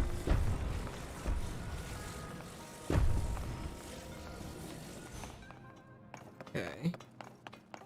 Before I go anywhere else though, I'm gonna go like that.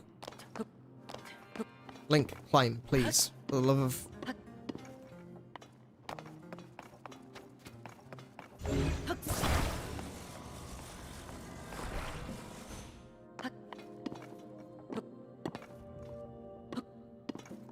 Link, can you please climb? Thank you. Please be another bow. We're doing really well for bows at the moment. Oh, okay, no, I accept that too. Okay, so... won't need that one, we need this one first.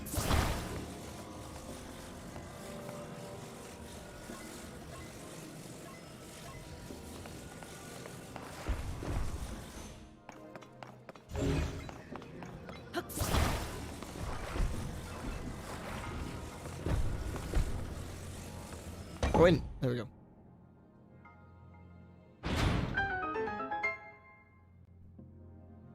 Oh, you just done this one? Nice. Yeah, I like these kinds of shape puzzles. I'm not very good when it comes to, like, we were talking about this in the Varnaboris fight. I'm not very good when it comes to spatial awareness, like what's going on around me sort of thing, necessarily. Especially when the space is moving, like it is in Varnaboris.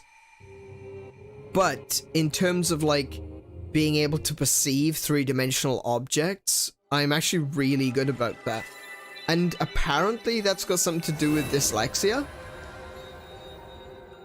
I need to look into that more, but I heard... actually, I'd read it somewhere. I can't remember where exactly it was. I think it was a medical journal, so... That, the reason that dyslexics can't necessarily read is because they perceive letters like imagine it being a letter on a cube, but you don't necessarily see the cube in the right orientation. But it does mean that people who have dyslexia are better when it comes to visualizing three-dimensional objects, whereas apparently most people visualize things at face value, like literally at face value, the face that they can see. It's not that they perceive it as being two-dimensional, but it's like they only see the front. People don't necessarily immediately imagine what it's like on the back or something like that. I don't know the full details, but it does mean that 3D manipulation of objects in three-dimensional space is apparently easier for dyslexics. But yeah, interesting. Just a little fun little factoid there. And I genuinely do not know if it is a fact or a factoid, but there we go. Oh, Link. Thank you again for your help with the balloon. Oh. I believe there is something related to the geoglyphs somewhere within this temple. I'm searching, but so far, it has been in vain. The chambers here are enormous, so it will be a difficult task at best. Where could it be?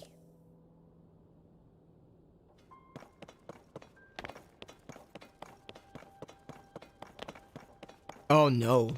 No. No. Okay, that gives me the heebie-jeebies. That upsets me.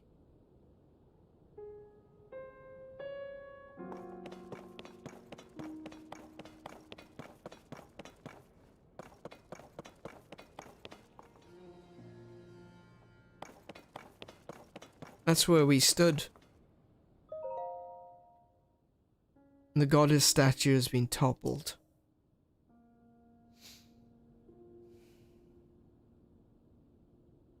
That's where we stood. That's where we put the little wooden carving. I don't like that.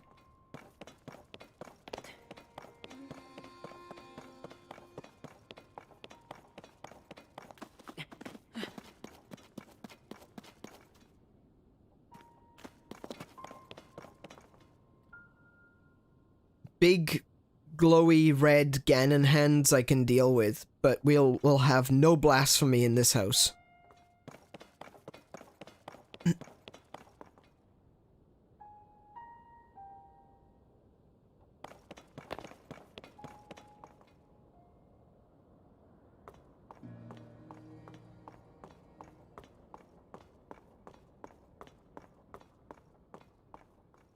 I tell you what, though, the connections are quite there. They're right there with Skyward Sword and this game. All the imagery, all the dragons and things, they look like the dragons, they look like they could be Mesoamerican. But with an ever so slight change, they could be Indus. Like India, you know? Which is what they were, the shrines and the temples and everything were based on in Skyward Sword. And here you have like a blooming lotus flower, another symbol that was used in Skyward Sword. So this is still building on that relationship between the world as it is now and the world that we saw in Skyward Sword. They definitely, going by what I was saying earlier about the changes that are potentially being made to the world and to the story, they're still linking it back to Skyward Sword. Skyward Sword is still very important. We've seen more of Fi in this game than we...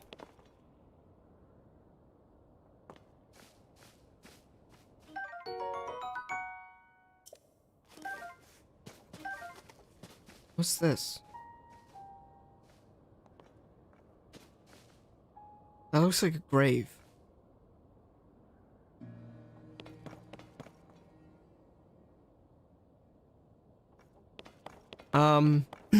We've seen more of Fi in this game than we did in Breath of the Wild.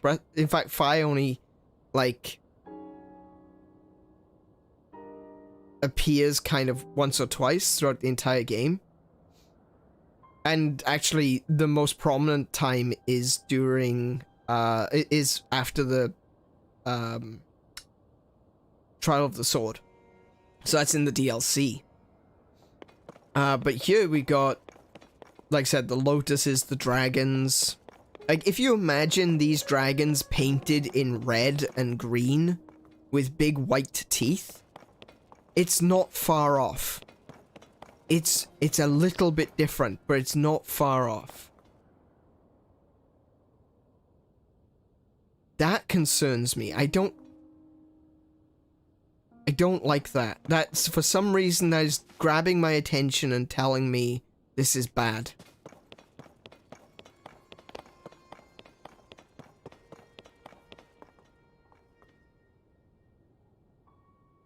There they are.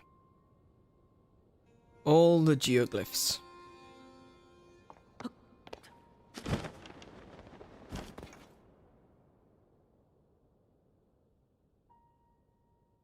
Oh, Kiko, yes. I was thinking the same thing. There's 7 standing stones, which means it could represent the 6 sages and the Sage of Light, which would be Zelda, or potentially, given how old this place is, maybe Sonia was a Sage of Light as well. I don't know. Sorry. This place. Lady Impa, let's head down. We must investigate up close. There's 7 symbols in the room too. Yeah. Oh. Ah, there, upon the walls. Are those not the geoglyphs? What could this mean? Locomo? I believe the one we saw first was the geoglyph on the left edge of the wall. As for the next painting, according to the floor map, it is near Rito village. It seems the locations of the other... Oh, that's Kado, sorry. It seems the locations of the other geoglyphs from the walls are marked on the floor map as well. Yeah. I can hardly believe what my eyes behold. Who could have guessed this old ruin still held such secrets? It is said that the geoglyphs appeared all over Hyrule during the upheaval when Princess Zelda went missing. How are they connected to these images here? Oh. There is no time to dawdle. Let us hurry and investigate the remaining geoglyphs. Oh, Lady Impa, perhaps you should rest a bit before trying journey. Oh. Link, if you happen to see a geoglyph during your travels, I urge you to investigate this matter as well.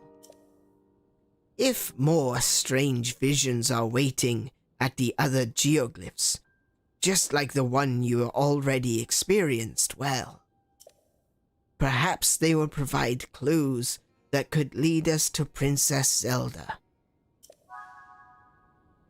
Alright, so what we've got here...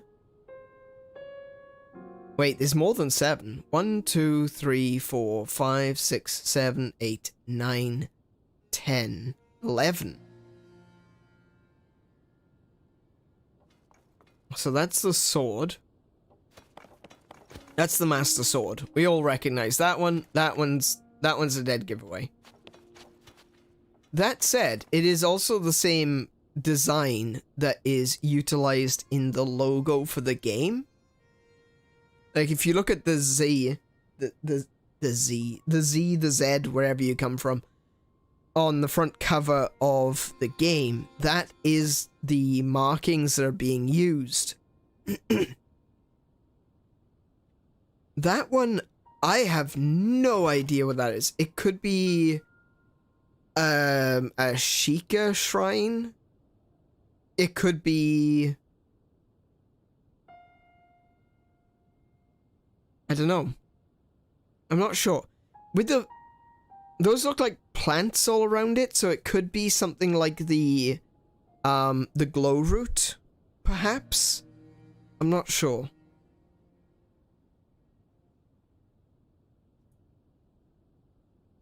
It kind of makes me think of, it kind of makes me think of the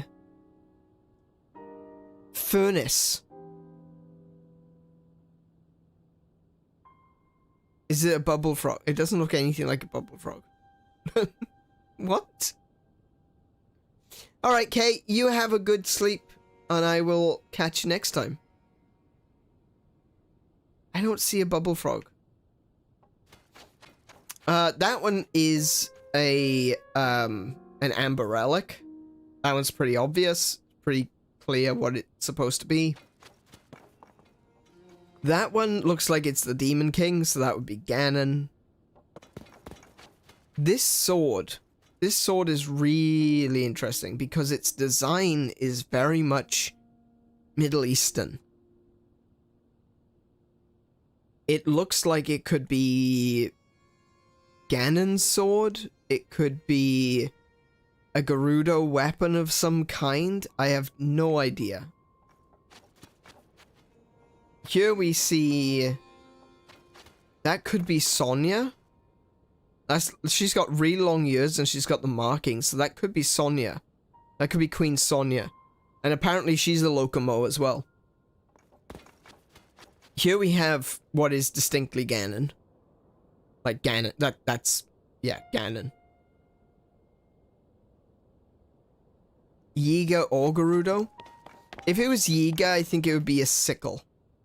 Rather than... And I can't imagine there would be Yiga this far back. Yiga appeared to worship Calamity Ganon.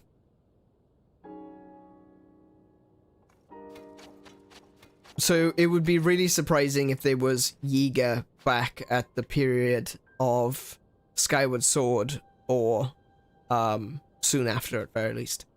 This looks like a Gerudo male, looks like Ganon. That looks like a Leviathan. So throughout all of Hyrule, specifically here,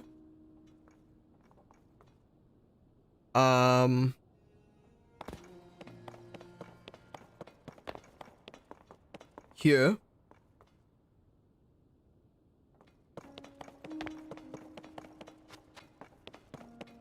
and here, there are 3 Leviathan remains.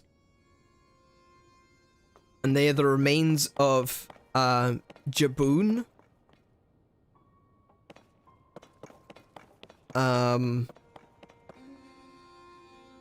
Levias. Oh, wait, hang on. I think this one's the Windfish. Yes, in the desert is the Windfish. And at Eldin is Levias. And they are all giant sky whales. So this looks to me like a sky whale.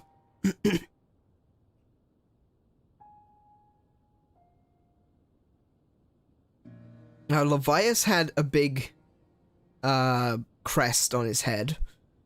The Windfish didn't have anything in particular, and Jaboon was, like Jabu Jabu, was mostly just a whale. So, I don't recognize any particular Leviathan that has a large jaw like that, but I'm still gonna bet on it being one of the Leviathans. Or maybe a fourth Leviathan, a new Leviathan. That's something. That's the Pura pad. This is interesting. I think this is what we saw in the trailer. In one of the trailers for Tears of the Kingdom, you see this temple rising up out of the desert. Now, admittedly, it's in Hebra, not in Gerudo. But I think that is the temple from the trailer.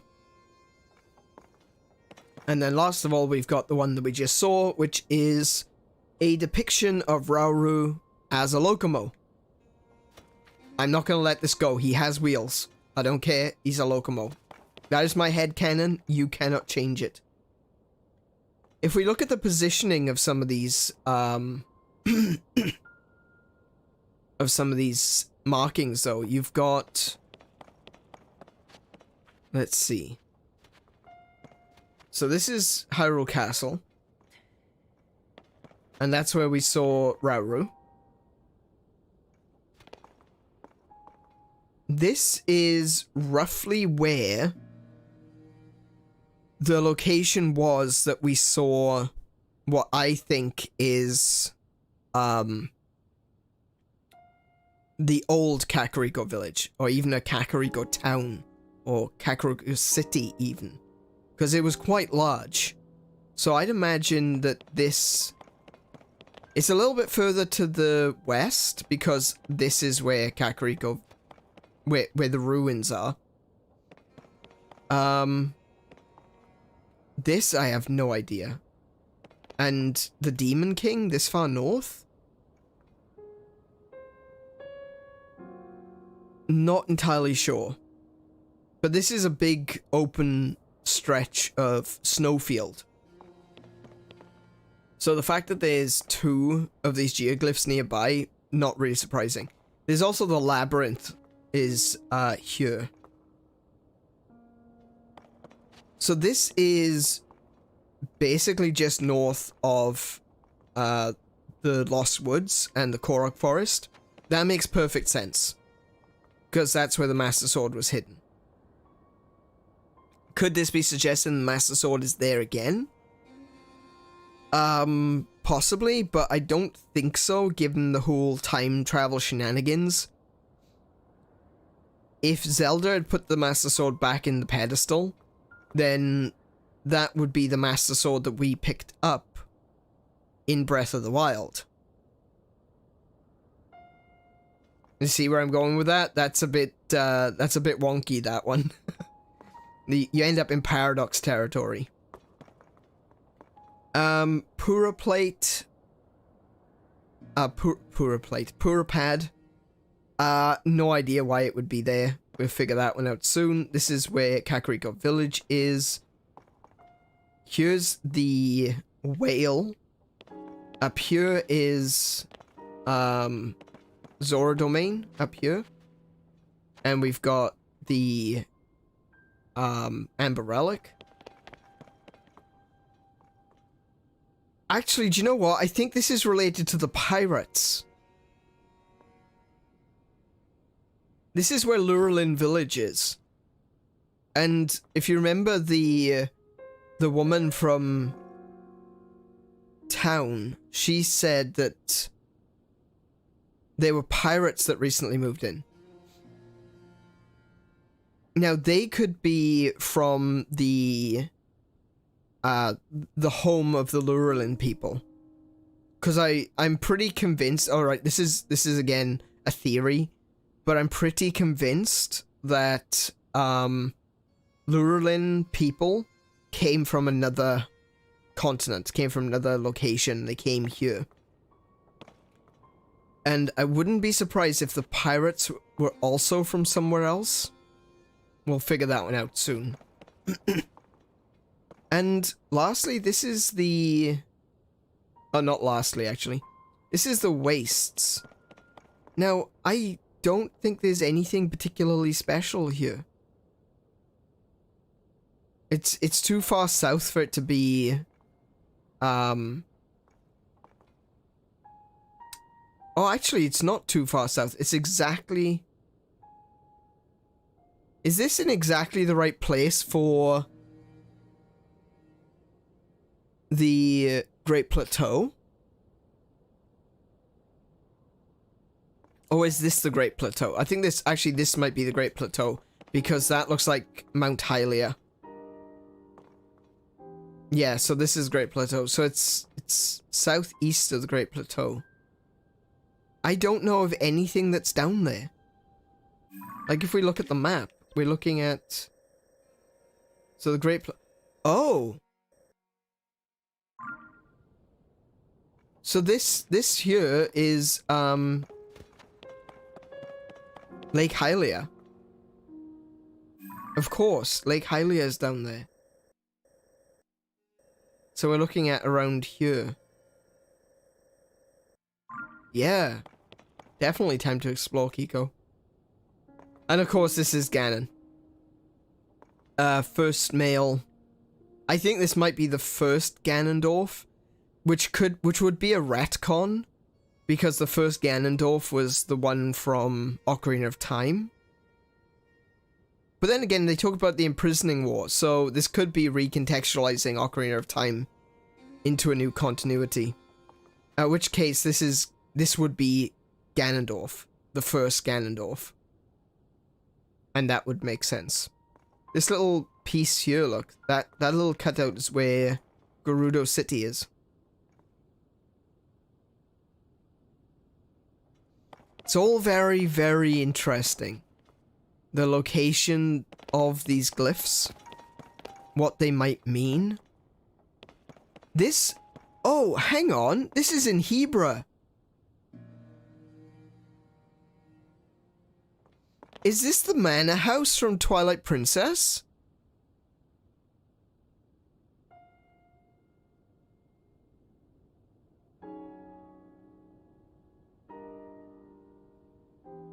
That's interesting. Oh, no, it's a bit too far south, perhaps. Where the Yeti lived. Yeah, that's right. It might be a bit too far south, because this is going to be near Rito. Rito is here. Rito Village. But it could be. It could be related to that, because obviously they're not going to put a geoglyph on... Well, I mean, they might put it on the side of a mountain, but yeah. Alright, what's this say? A tear with a tear.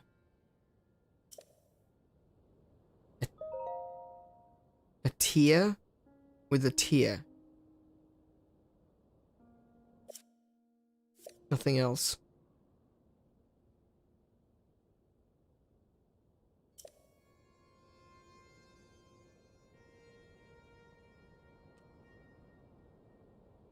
Very interesting. Oh. Pfft. L is real.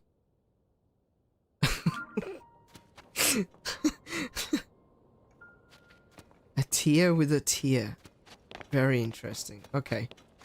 I'm gonna do as Impa said, and I'm gonna leave.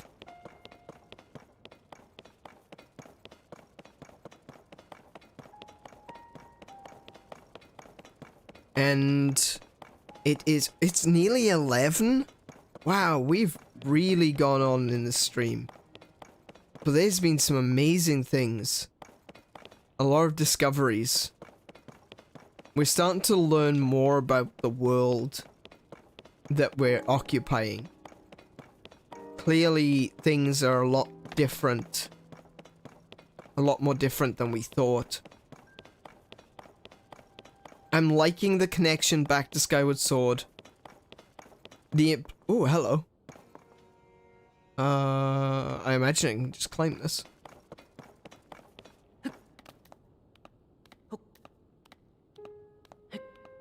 I'm liking the connection back to Skyward Sword. The implication that this part was built as an add-on to the temple from Skyloft. I can buy that. I accept that. A soldier's shield. It's always soldier shields. I got so many of them. Actually, do I have any crappy ones to throw away? No, I don't. All soldier shields. I can buy that. At the end of the day, the people who were here at the time,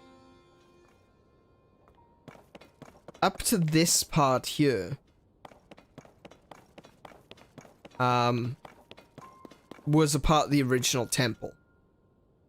And then they continued it to build on it. But it seems in the upheaval, the statue of the goddess, the original statue of the goddess. Can I lift it? I didn't think so, but, you know. The original statue of the goddess, the one that Link and Zelda stood on, here.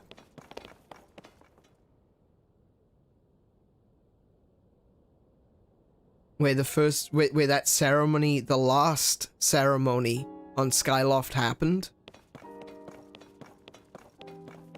It seems to have come down in the upheaval. It survived the rising of Skyloft. It survived the falling of Skyloft. And now the upheaval has finally taken it out.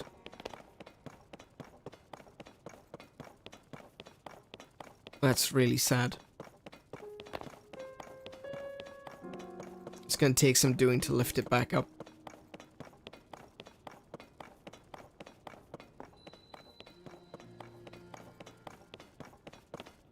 But that's what we're learning so far, is things are...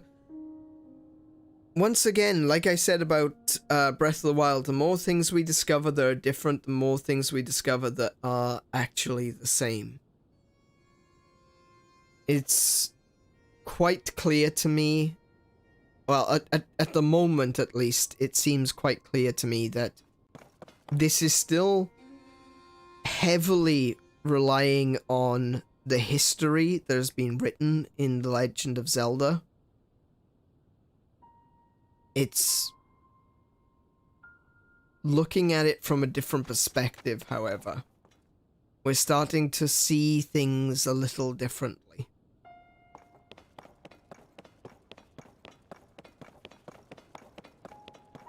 I really hope that it doesn't go too far.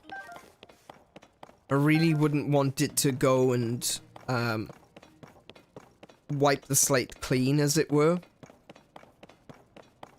But at the same time, I'm intrigued to the direction that it's going, to where the story is hinting at.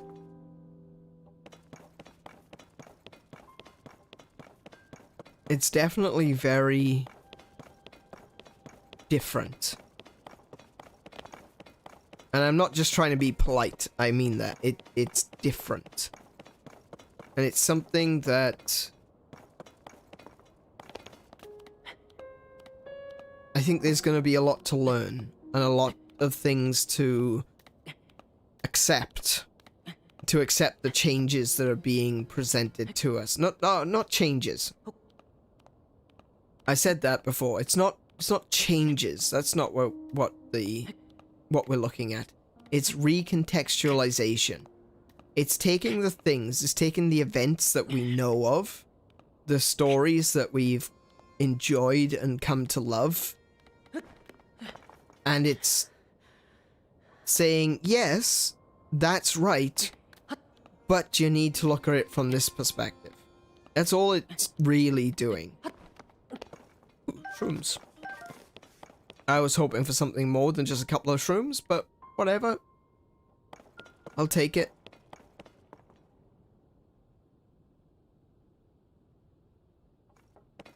But it's good to be back in this temple again. It's been...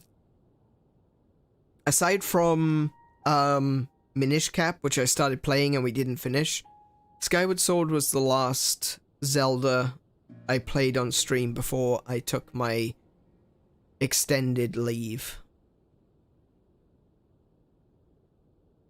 And we didn't get to come back here in Breath of the Wild.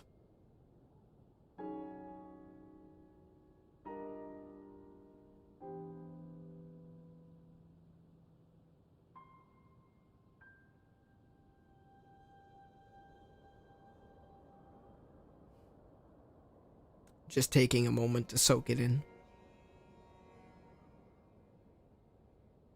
The music in here is beautiful.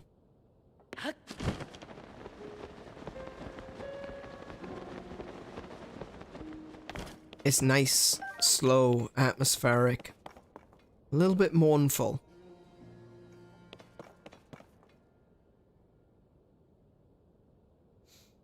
But I think that's what we're going to call it for this evening. Thank you everyone who's been here for the stream.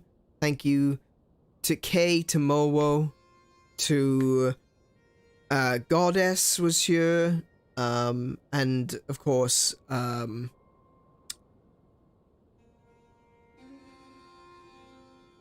that's fine, Mowo. Yeah, look, I'm really happy. I actually want to do more than this. I want to do a bit more.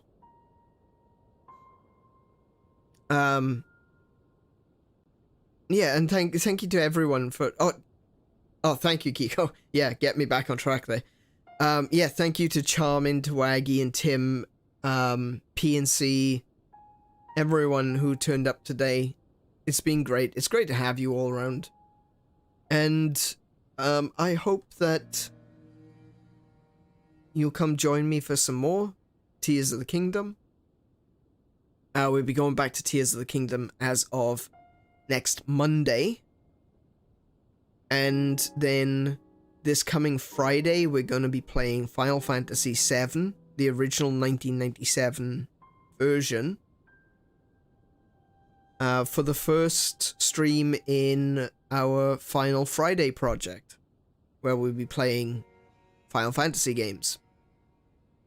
We're going to be starting with the Final Fantasy Saga, Final Fantasy VII Saga, by playing the original Final Fantasy, then playing, maybe watching Advent Children, if we can do some watch-along stuff. I'll try to figure out what to do with that.